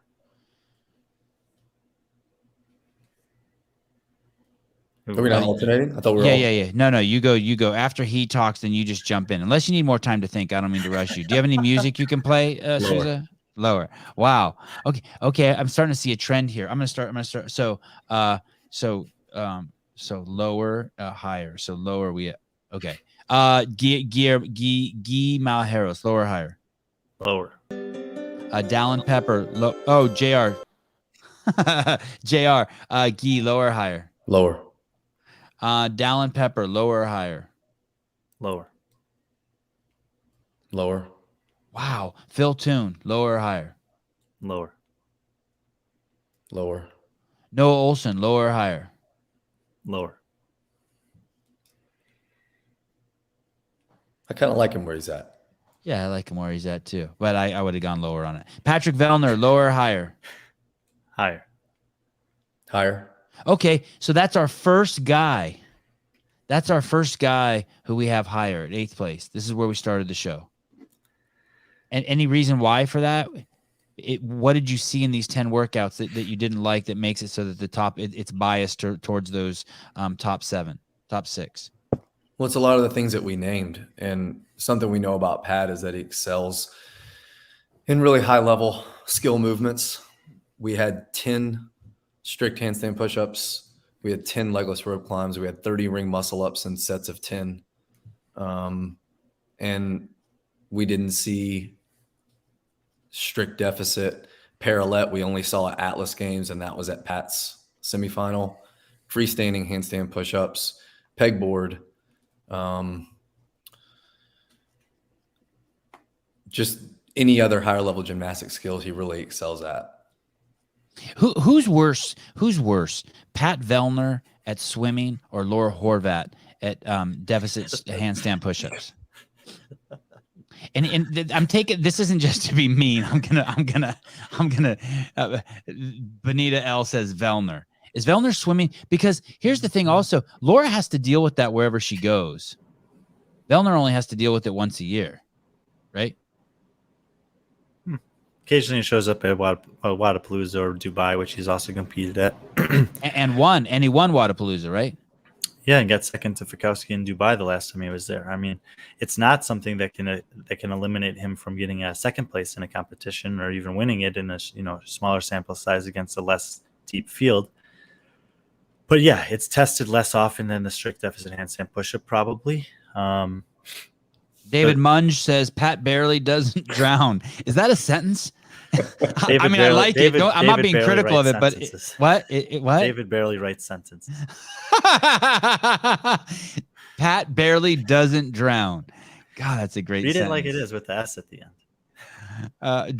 Drowns. Pat barely doesn't drowns. Pat, that you should sell that shirt, dude. PBDD. Have some, it's some rubber duckies on his arms. Yeah. Okay. Colton Mertens, higher or lower? Lower. Willie Georges. Higher or lower? It's a good range for Willie George. But I'll say lower. Mr. Howell's thinking. I am. Because I know who's coming. I'll say lower. Okay. Here's don't fuck with this guy. The man from Australia. The super dark horse. The sleeper kind of cell. cool, actually. So in this model, him and Ricky Garrard tied on points. Wow. Okay. Jay Crouch. Lower. I don't think so, guys. I don't think so. He's a mythical creature. Put up a poll. Souza, put up a poll. Who wants to see Sevon's rankings when we do our ranking show? Colton first. Colton second. Colton third. I thought Mayer was third. Who? Travis Mayer. Yeah, Travis Mayer could be third, yeah, of course. Tudor Magda, higher or lower? Lower. And where's his holes? And he has what it takes to be a long-term great athlete, right? But he's just got to do some stuff.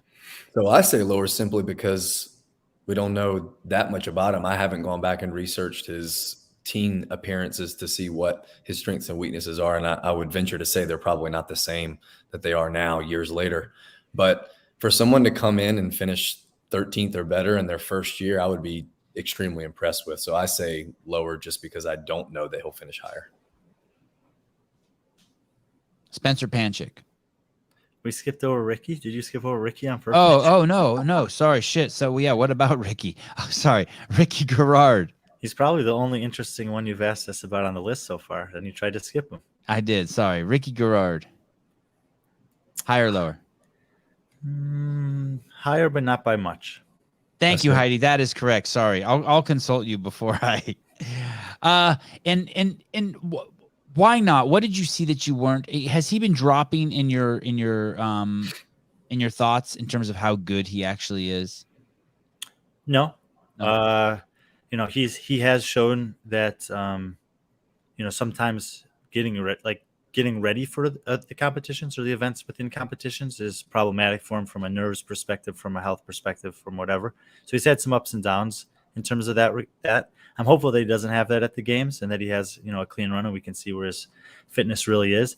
But I'm telling you, this to break into the top 10 at the men's field this year is going to be really, really challenging. This is a really good, well-established group of guys at the top. And there are several people coming that are going to challenge that. We're talking about Dallin. We're talking about Phil. We're talking about Ricky. We're talking about Roman. We're talking about Willie George coming back. There's a lot of people that could factor into the top 10 equation, and they're not all going to be able to do it. I am with JR. I think that Jason Hopper this year is going to be a totally different version than we saw of him at last year at the games. But it is not going to be an easy feat for him to crack into the top 10. There's a ton of good guys. I don't know how good Travis Mayer is going to be. We talked about he's priming his whole season for this. Noah Olson's a bit of a wild card in terms of top 10 potential right now. Everyone's really high on Jeff Adler, but I've already listed 10 guys, and I haven't mentioned Medeiros, Saxon, Vellner, Brent Fikowski, or BKG, or Jonikoski, who've pretty much been locking down top 10 finishes. Ghee and Lazar Djukic were both in the top 10 last year. Those aren't going to be easy to push out. It's really difficult to get into the top 10. No one's even talking about Alex Vigneault. He was 8th at the games last year, middling Mayeros and Djukic, and he's got 4 finishes of 13th or better in the 4 years he's finished the CrossFit Games. That's how difficult it is. So you can have your favorites. You can say all you want. There's only 10 spots in the top 10, and 20 guys can't fill them. You're basically saying that it could be the first time ever in CrossFit Games history where the second to last heat is going to be fun to watch. I mean, dude, I don't mean that as a dig. It's just the way it is. Those are the time. That's when you go to the bathroom and get your hot dog during those first 3 heats.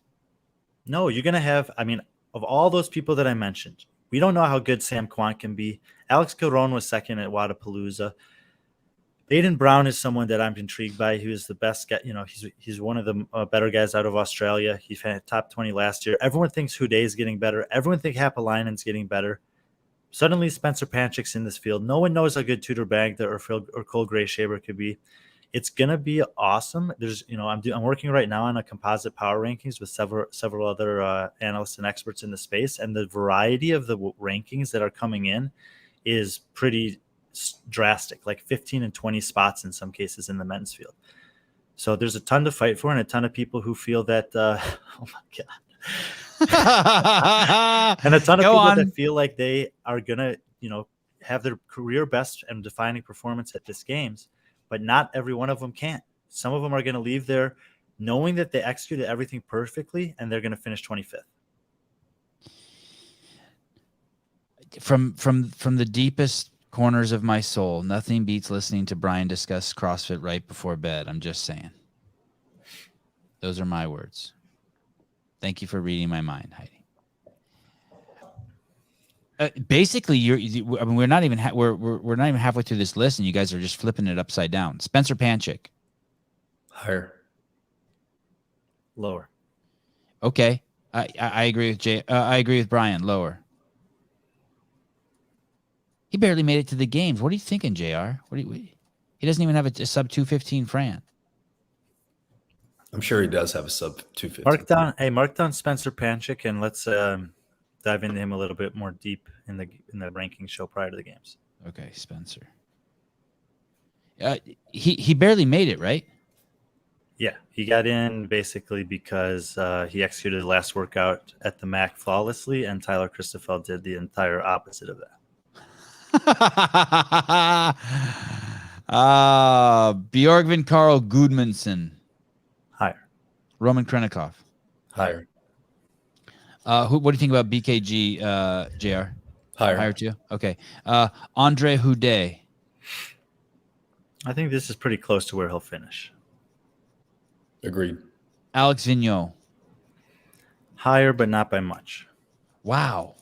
I kind of like where he is too. You think his career is waning?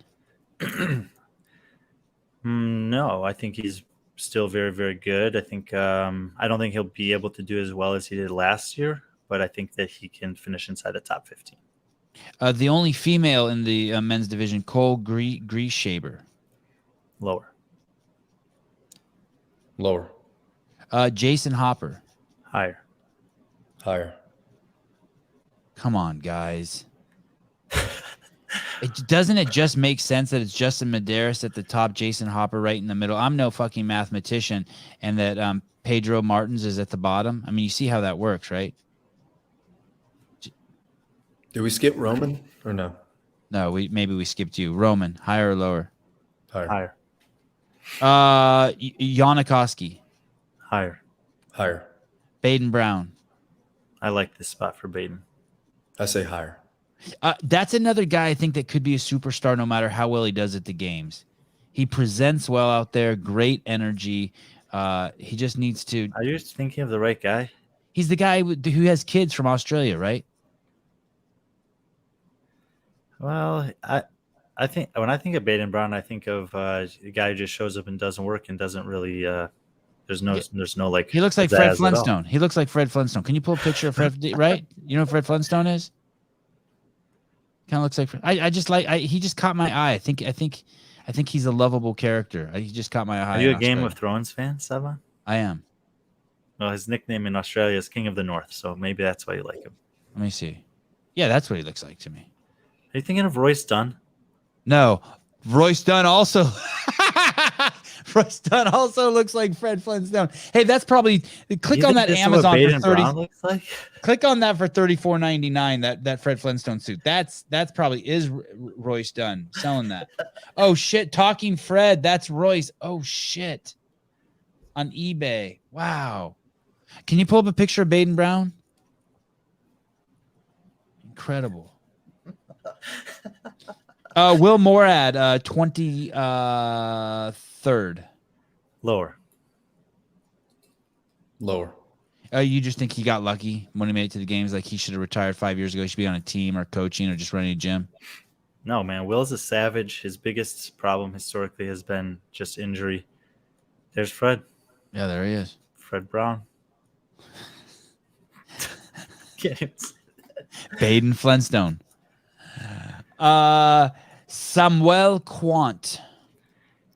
24th. Honestly, he's one of the most fascinating men in the entire field for me this year. I think he'll do better than this. Yeah, I have no clue, but I'll say higher. Okay, who wins out of Samuel Quant and Jay Crouch? Jay. Great question. Thank you. Great question. I'm investigating some things still with Quant. I'm going to hold off on that one.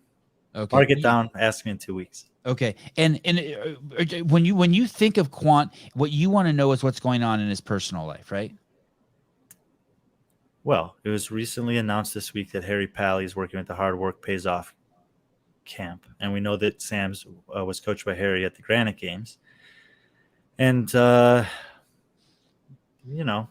think that he's a mysterious guy in terms of the ups and downs in his career, but his ceiling is super high. And if he is in a good spot, in terms of his health, he has a coach that he trusts in Harry, who's working with a team that seems to, be creating some pretty impressive specimens that I think everyone's going to get to see in terms of, Mal O'Brien and Jason Hopper at the games.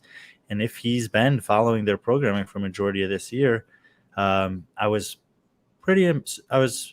pleasantly surprised with him at the Granite Games. He didn't shine out in any ways, but he looked solid on pretty much every workout, and he did really well on a couple workouts relative to what I thought might happen.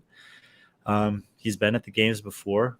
I know that everyone remembers his second place finish in that weird year, but he did, I thought, pretty respectably in his debut in 2016. And I wouldn't be surprised if he doesn't have any standout moments, good or bad, and just comes in around 16 to maybe mid-teens in this field. I like how you're getting cooler, Brian. You're just referring to that 1 year as a weird year. That's good. I like that. That's a more relaxed Brian friend. Oh, when JR, I get excited when I say, because I agree with Brian wholeheartedly, that Quant is one of those people that we know has a super high ceiling.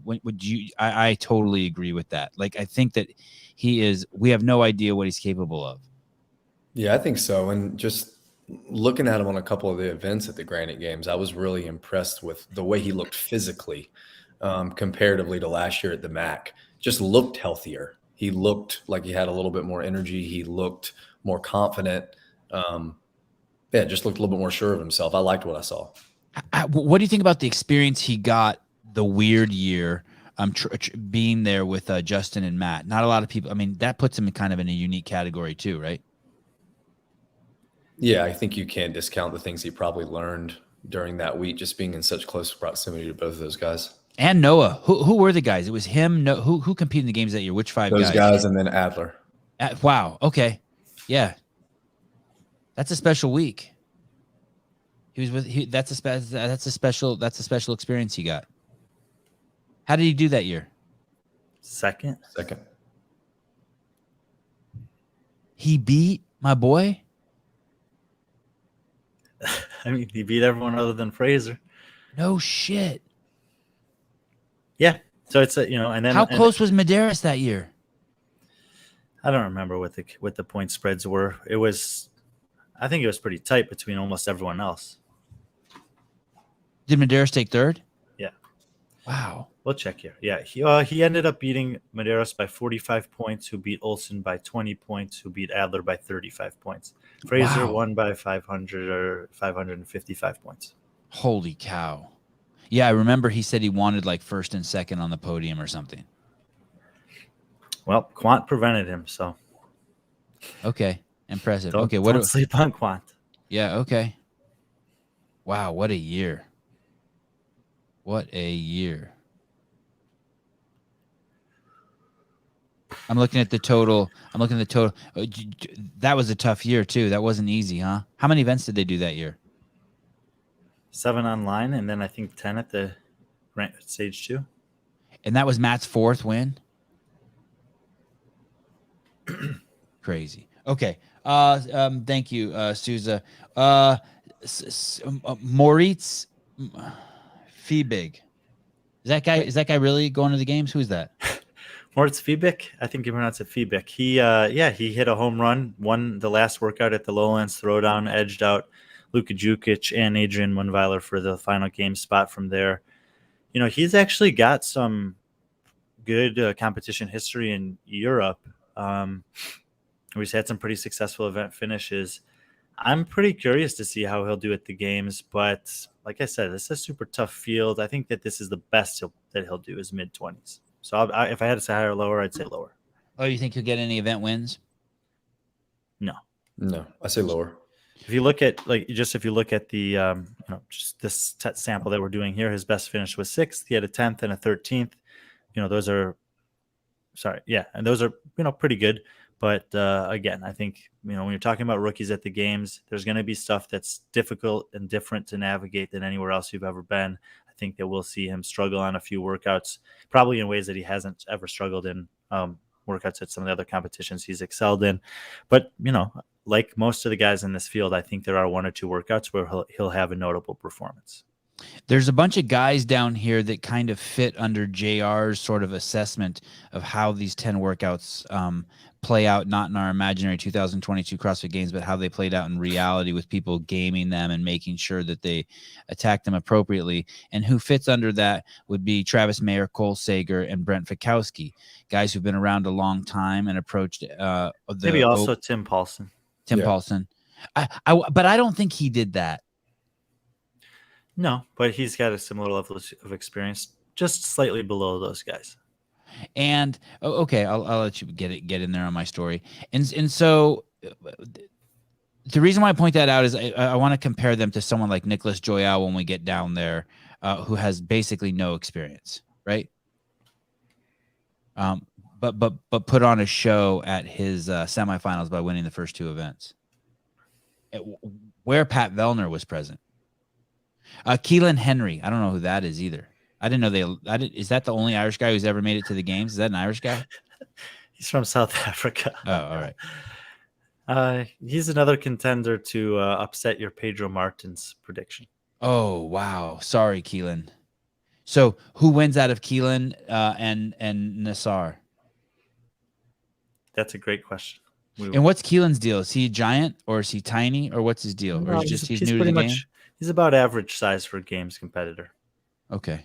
Higher. One thing that I will say about people like Keelan, and I know the workouts we're comparing are tough, but that 7-7, kind of like Fiebig, I think he had a 6th.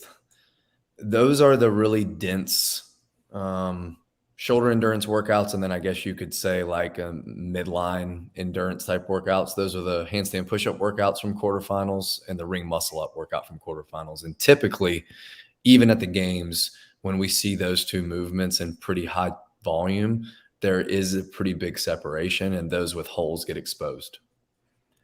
Gotcha. So you never know. There may be a couple of events there that Keelan can do really well. Has there ever been a games where everyone made it through, or does someone always get injured?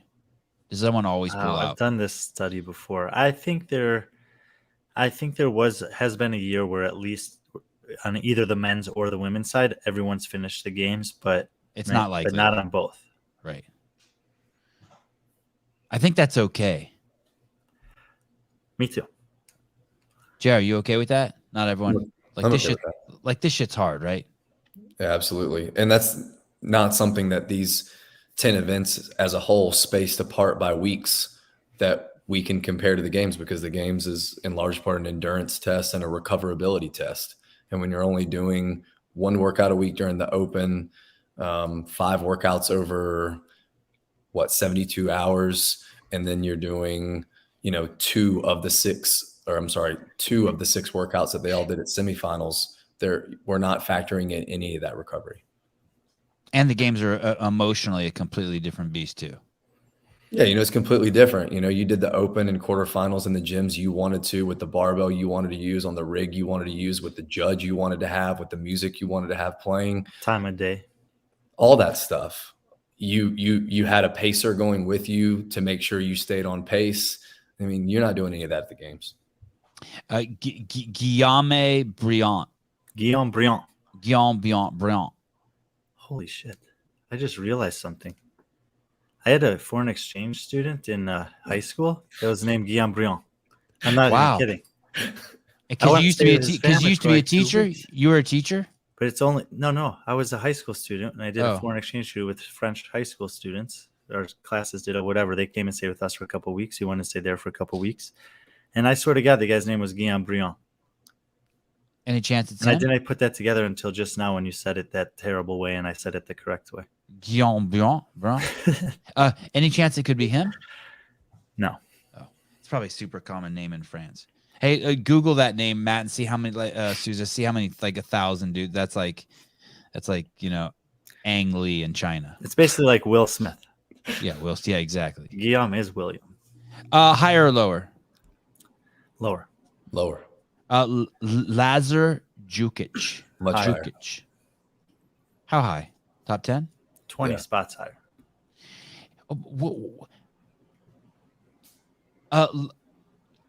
What do you think Lazar's greatest attribute is?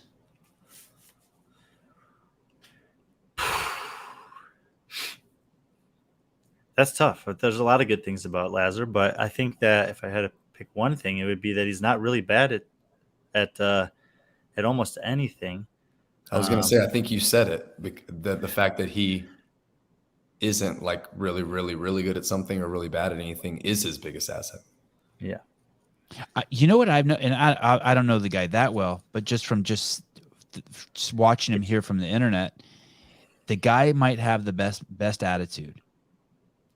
You didn't ask the thing he's best. Oh, you did ask the thing he's best at. His attitude. There you go. His attitude is phenomenal. Yeah. I've never seen him drag ass. Never seen him he just. I've never seen you be less excited to have someone on the show and then more excited after we had him on the show. Oh, he's great. I can't believe we haven't had him on again. It's because he uses fucking WhatsApp.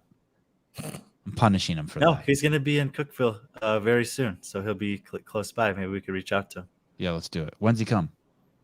Sometime within the next week. Is he bringing his brother? I don't think so. His brother, I think, is getting ready for a competition in Sweden. Oh, what is that competition? Not sure too many details. I just saw him post something about it. What's this competition everyone tells me I should be looking at, which I cannot possibly look at? It's like the Cayenne Games or something. Can West Games? Yeah, that. Is that worth looking at? I know the guy who's putting on the Can West Games. He is actually doing a lot of really good things in the build up to it, the assembly of his team, the structure that he wants to create. It's strategically placed 10 days from now, and it's kind of meant for the athletes that barely missed out on the games this year. You'll have a good blend of veterans athletes, some names that you'll recognize, like an Alex Smith or a Easy Muhammad's type, and then you have some up and comers in the space.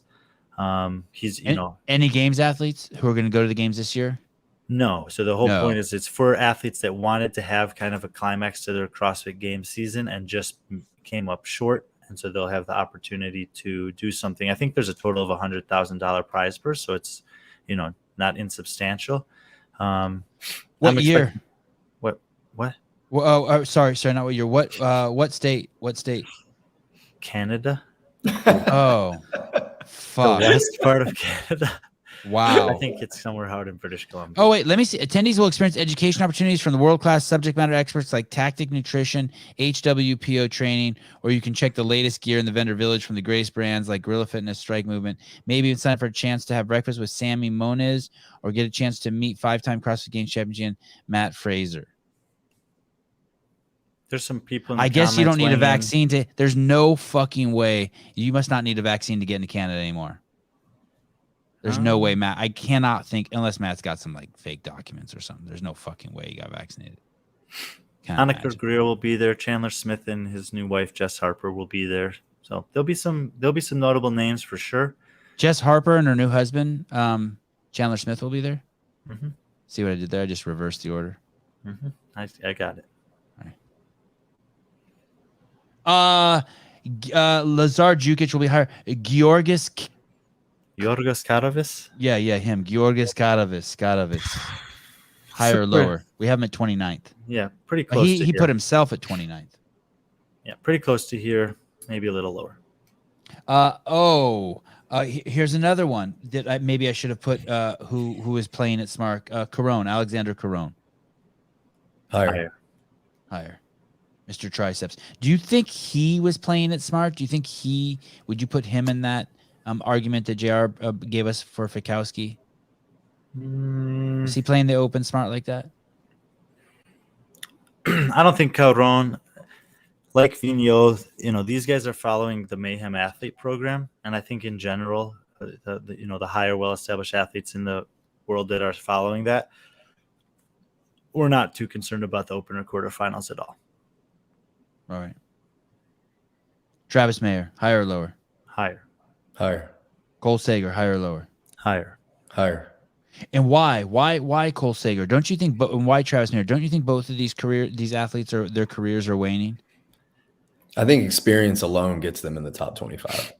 Okay.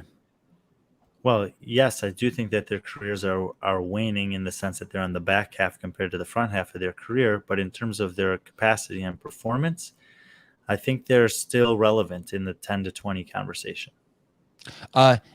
Jay Crouch or Cole Sager?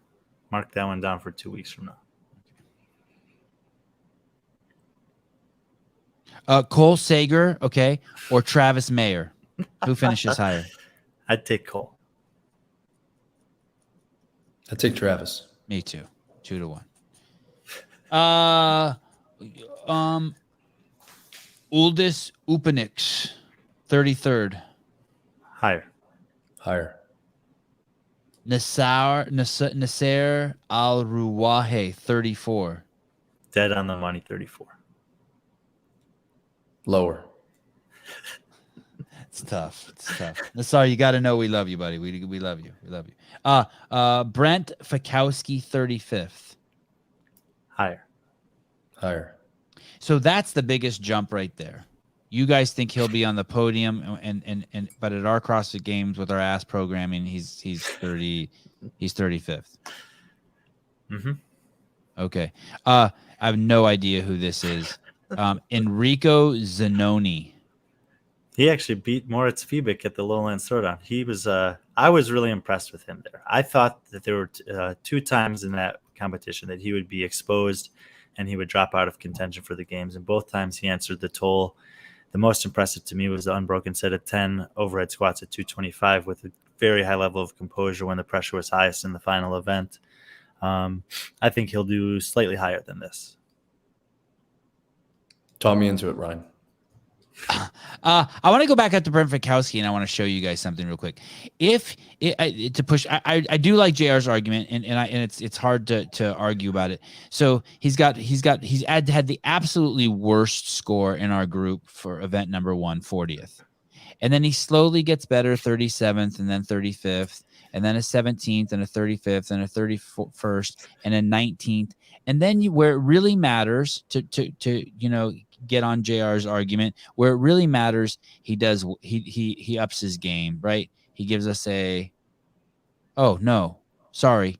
workout number is that? 1, 2, 3, 4, 5, 6, 7, 8. Okay. It doesn't quite matter yet as much, but he gets a 4th, and where it really matters, he gets an 11th and a 28th. But that's worse than this. Look how good Nassar did too at those 2. Al-Ruwahe. Yeah, but he beat him on all 3 of those, a 3rd, a 7th, and a 13th. Those aren't open workouts. These are. We're not comparing apples to oranges. We're comparing apples to apples here. The quarterfinals really matter for both You of guys them. heard it here first. Nasser over Fikowski at the games. You can't wait for your rankings, Hey, Stefan. and listen, he beat him in live competition with worse competition, with no one pushing him except Roman. He was running against cows.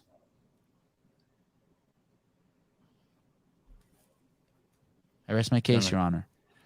Corone also has when you see these big numbers down here at the bottom, you see some people with some special skills, right? Like Georgis Karavis. He got a first and a second, and he's down here with just the shitbirds. My words, not the real professional sports commentators. Timothy Paulson came in through the last chance qualifier, 37th. Higher or lower? Higher. How much higher? Not that much. 5 to 10 spots. Okay, you're gonna love this. Who wins? Tim Paulson? Who finished better? Tim Paulson or Jason Hopper? Hopper by a significant amount. JR? Jason. Man, you're really high on Jason, Brian. What did you see? I just said I thought Tim's best finish was 27th, and we already said that Hopper would be better than 20th. All right. What did you see, though? What did you see Jason do that makes you so high on him? Why are you?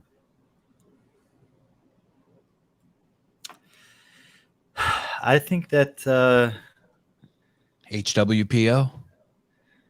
no, last year's games was an eye opener for him. He needed that experience. I think that he's been, pretty focused throughout this year on dialing in the things that he needs to make sure that doesn't happen again. I thought he had a very mature execution of a semifinal that he competed at, where we didn't necessarily overdo anything, but he did everything at very like I said, professional and well executed level.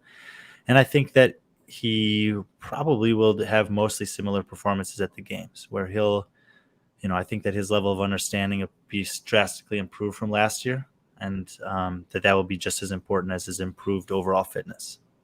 JR, when Jason Hopper was on the Eddie If podcast, Eddie If asked him, why did you only stay at Clemson 1 year? And you know what it sounded like to me? That he just didn't have the fucking balls, that he just wasn't man enough to stay on the fucking team, that he missed his fucking mommy, that it was too fucking hard. And he ran home to fucking be with his fucking wife. That's what it sounded like on the podcast. And now he got fucking wounded. He went to the MAC and went really high, went to the games. And now all of a sudden you guys got him in the top 20. Wait, am I right? Am I right? He on was that? in the top 20 last year, and he basically messed up half the workouts. What did he get? What did he get? And when you say messed up, Brian, what I hear is like you're standing, you've let emotion come into your analysis. You're defending your friend. He messed up. That's what I hear. He'd tell you that too. He didn't execute those workouts. What? That you guys are friends? I don't know. You asked him. Does he have the grit, JR? You see him in your gym. Does he have the grit to?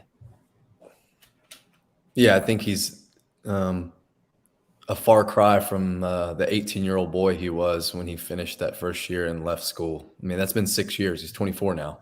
He's actually being coached now in person at live events. It just worked out that Jared had a great opportunity and qualified for the games on a team.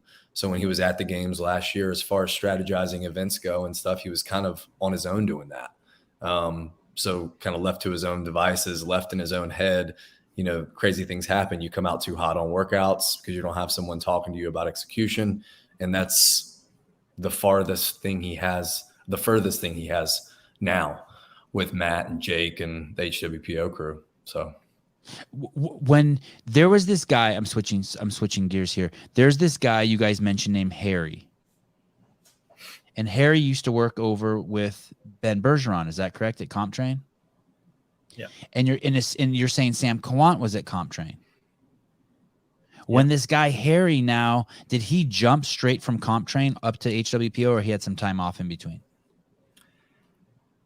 Time off. He was, Okay. Harry's or not time a very away public, from comp train. Yeah, well, I don't know. Harry's not a very, public person in general.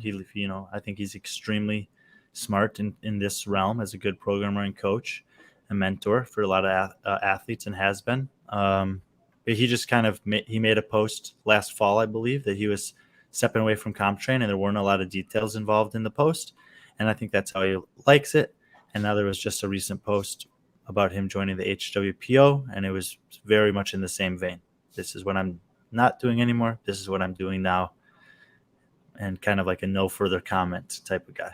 When he stepped away from comp train, did he take Quant with him or any athletes with him?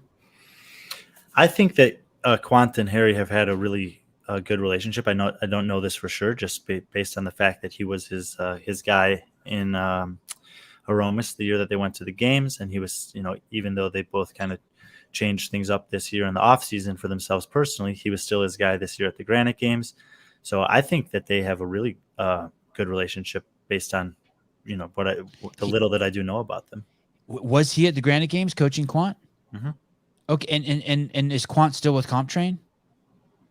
He's with Harry, and Harry's with HWPO, so I have to assume he's doing that. Okay, and that's kind of where I was going. It was kind of like when O'Keefe, I know it's a different thing, a different job, but when O'Keefe left Wadapalooza, I was wondering if he was going to still be an agent for people who weren't with HWPO. Like, I think he's Brooke Wells' agent, and I think he still is. And so we might be seeing Sam Quant join the HWPO team moniker. Seven, do you know that on these rankings, Colton Merton's average finish was worse than the 4 guys who finished below him?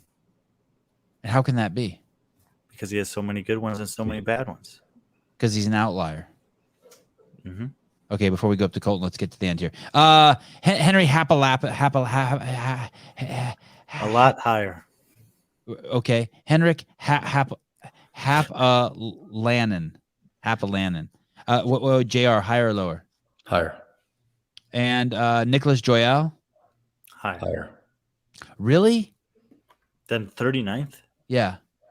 Yes. How much higher? Not more than 9 spots. Do you think he'll win an event at the games? No.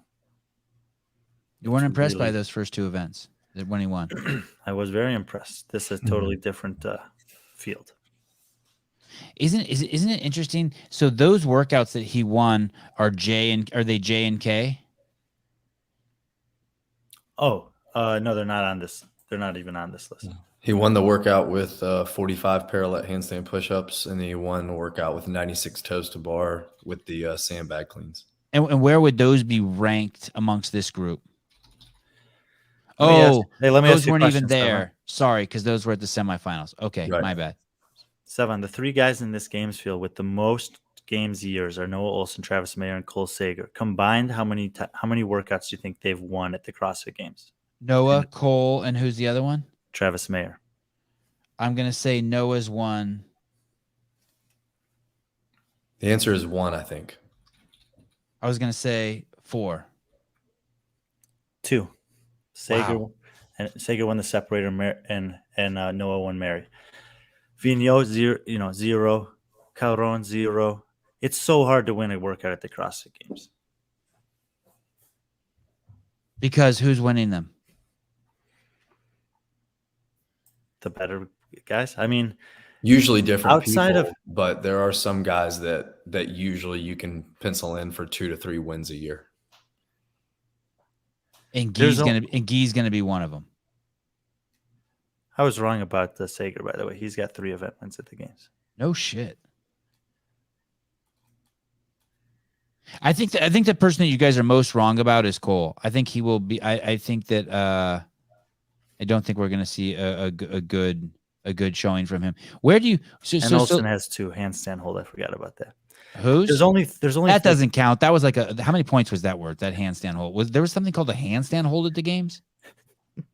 There was a max online version. There was a max L sit. Yeah, I remember that. That wasn't a full event either, right?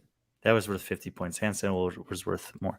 In the history of the CrossFit Games 7, there's only 18 men that have ever won more than 2 workouts at the games. Wow. And that's out of 16 years. Yeah. 15 years. It's just really hard to do it. Like, you saw last year, Justin Medeiros won the games. He was incredibly impressive. He executed it on every workout the way he needed to. He won 1 workout. Crazy. And he won the games. And he won the games. Vellner's been, in the top 5 every single year that he's been able to finish the games. And he has 5 event wins, which is really good. Ties him for 7th. But it's only 5. Overall, I think what we've come to the conclusion is that this wasn't a good test. Still fun to look at. I'm not taking away anything fun to look at. It's going to be awesome doing the same thing with the women tomorrow night. But overall, this isn't a good test. It's actually flipped upside down. I think that there's a huge amount of information that you can take away from this study. In some cases, it is indicative of their overall level of fitness. Like, I don't think it's a mistake that Justin's at the top of the list and that Saxon and Jeff Adler did really well in this format. What it shows, when you see the disparity of finishes that guys like Ghee and Colton Mertens have, from these really good to these really bads, that will be reflected in their games workouts. They'll have some good workouts. They'll have some bad workouts. Yes, there are some people for whom this is almost an irrelevant study, Fikowski being the obvious example. Guys like Cole Sager and Travis Mayer, I'm not concerned at all about them being in the bottom 10 here. But my favorite part about it is that it gives us a good opportunity to hone in on where the Keelan Henrys, the Nassars, some of the guys that we don't know as much about might have an opportunity to shake things up at the games. Those can be the workouts where we can look for them to, not just maybe win their heat, set some impressive times for the later heats to chase down, but also possibly factor into the overall, results at the end of the weekend by middling some points between the guys who are in contention for the top spots. Of all these guys, I think we've decided that Brent Fikowski will jump the most. If we scroll up to the top of that list, Mr. Souza, who do you think will fall the most? Who do you think is just totally out of place here in this top 10? Who will be in the bottom 10? Mertens. I knew you were going to say that. I knew that. I know that's how you wanted to end the show on a high note for all of our fans. You said that Colton Mertens, that the people who finished Willie George, Jay Crouch, and Ricky Garrard had a higher average finish than him, the 3 people who finished below him? Yeah. Colton's average finish was 17.4. Willie was 16, Jay 16.4, Ricky 16.2, Tudor 17.2, and even BKG, who was like 7 spots below him, was an average of 17th. Okay. Do the same for Ghee. Ghee's average finish was 14, exactly tied with Dallin Pepper and better than everyone below him. Wow. Okay. So can I jump to the conclusion that Colton Mertens is a greater outlier than Ghee by a significant amount? On this study? Yeah. Is he the greatest outlier on this study based on that? If we use the average as the single metric? If you look at where they finished on this compared to where they finished at the games, I think Fikowski will be the biggest mover in any direction if it's just a net, followed by Mertens and Lazar Jukic. JR, do you think Mertens has it in him to go the 15 work? What do you think his biggest weakness is outside of just the obvious? Do you think he's got what advantages do you think he has over these other guys? Do you think he has more endurance, more grit, more anything? From what I know about him, he's got a great mindset, and he's not going to give up on a workout. He's not going to be mentally beaten by a workout before he goes out there. He's going to go out there and always focus on doing his best. It doesn't seem like he really is concerned too much with what others are doing around him, whether he knows has a good chance of winning the workout or whether he knows he has a good chance of finishing bottom 5.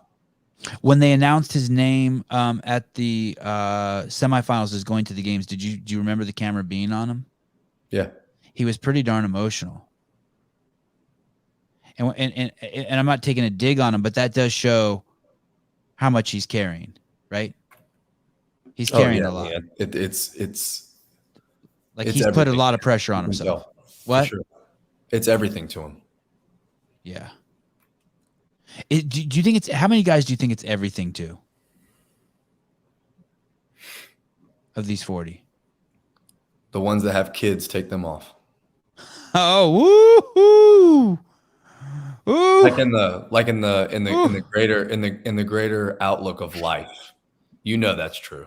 I had a UFC fighter on the other day. He's like, "You have kids, you got soft. You got soft." Wow. Brian, do you have any thoughts on that? Of these 40, how many it means everything to them?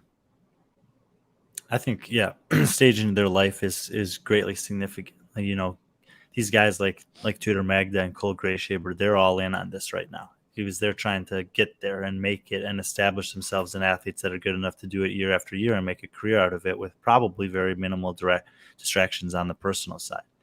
But a lot of these guys are pushing into the late 20s, early 30s. They have wives, they have kids, they have other things to think about. Some of them, like Fikowski and Vellner, are taking a lot of time to make an initiative in terms of the PFAA to create hopefully better situations for athletes moving forward, and that's an investment as well.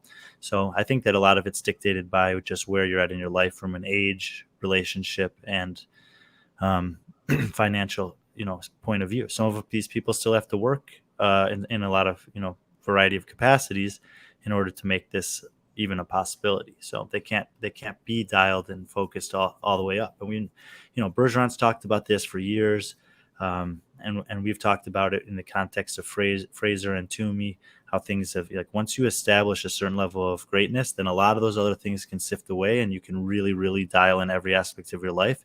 That's what makes it so hard to crack into the guys that have been around and figured out the formula to stay in the top 10 year after year.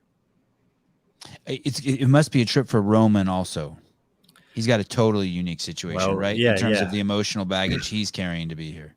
Roman's a great example of the guy that probably bucks the trend here. He has a wife and a kid back home, but he has clearly gone all in this year in terms of getting over here when he was able to, taking the risk to travel to South Korea, taking care of business there, and coming back here. And I mean, he posted on Instagram today or yesterday, like, I'm already here. He's in Madison training and preparing. And, that's really the argument for him to potentially be the guy that upsets everything at the games this year. And that's, when you're looking at a guy who might be able to do something in his first year of live competition at the games, that's top 5.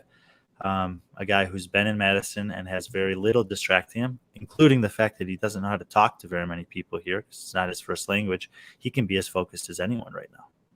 Yeah, let me clarify something. When I say take the ones with kids off, you ask the question, who does it mean everything to?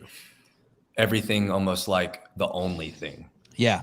But, if you ask any of the guys in this list that have kids that are present and you say, hey, your kid's throwing up. Yeah. Been throwing up all day. Wife's got to go to work. You're going to find a babysitter to sit with him so you can train, or you're going to go sit with them. They're going to go sit with them. Right. That's what I mean. That's what I mean by that. Right. But on the other end, the way I took it also is if you have a kid and you're going to train and your kid's like learning how to spell for the first time the word cat, it hurts a little piece of your soul to or you may not train quite as hard, or you might look over your shoulder and you might lose 2 minutes. If you lose 2 minutes every day fucking with your kids, that's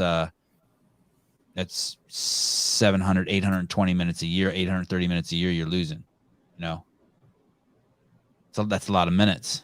It's a lot of minutes. Yeah, it gives you good perspective. You don't waste time in the gym, that's for sure. Yeah, right? I know I was kind of blown away by that too. That's a lot of minutes to lose if it's just 2 minutes a day screwing around with your social media. Anything else you guys want to bring up about this fascinating list? And when will this be published anywhere? Are you going to publish this in the Morning Chalk or anything? Yeah, I've actually already written the article.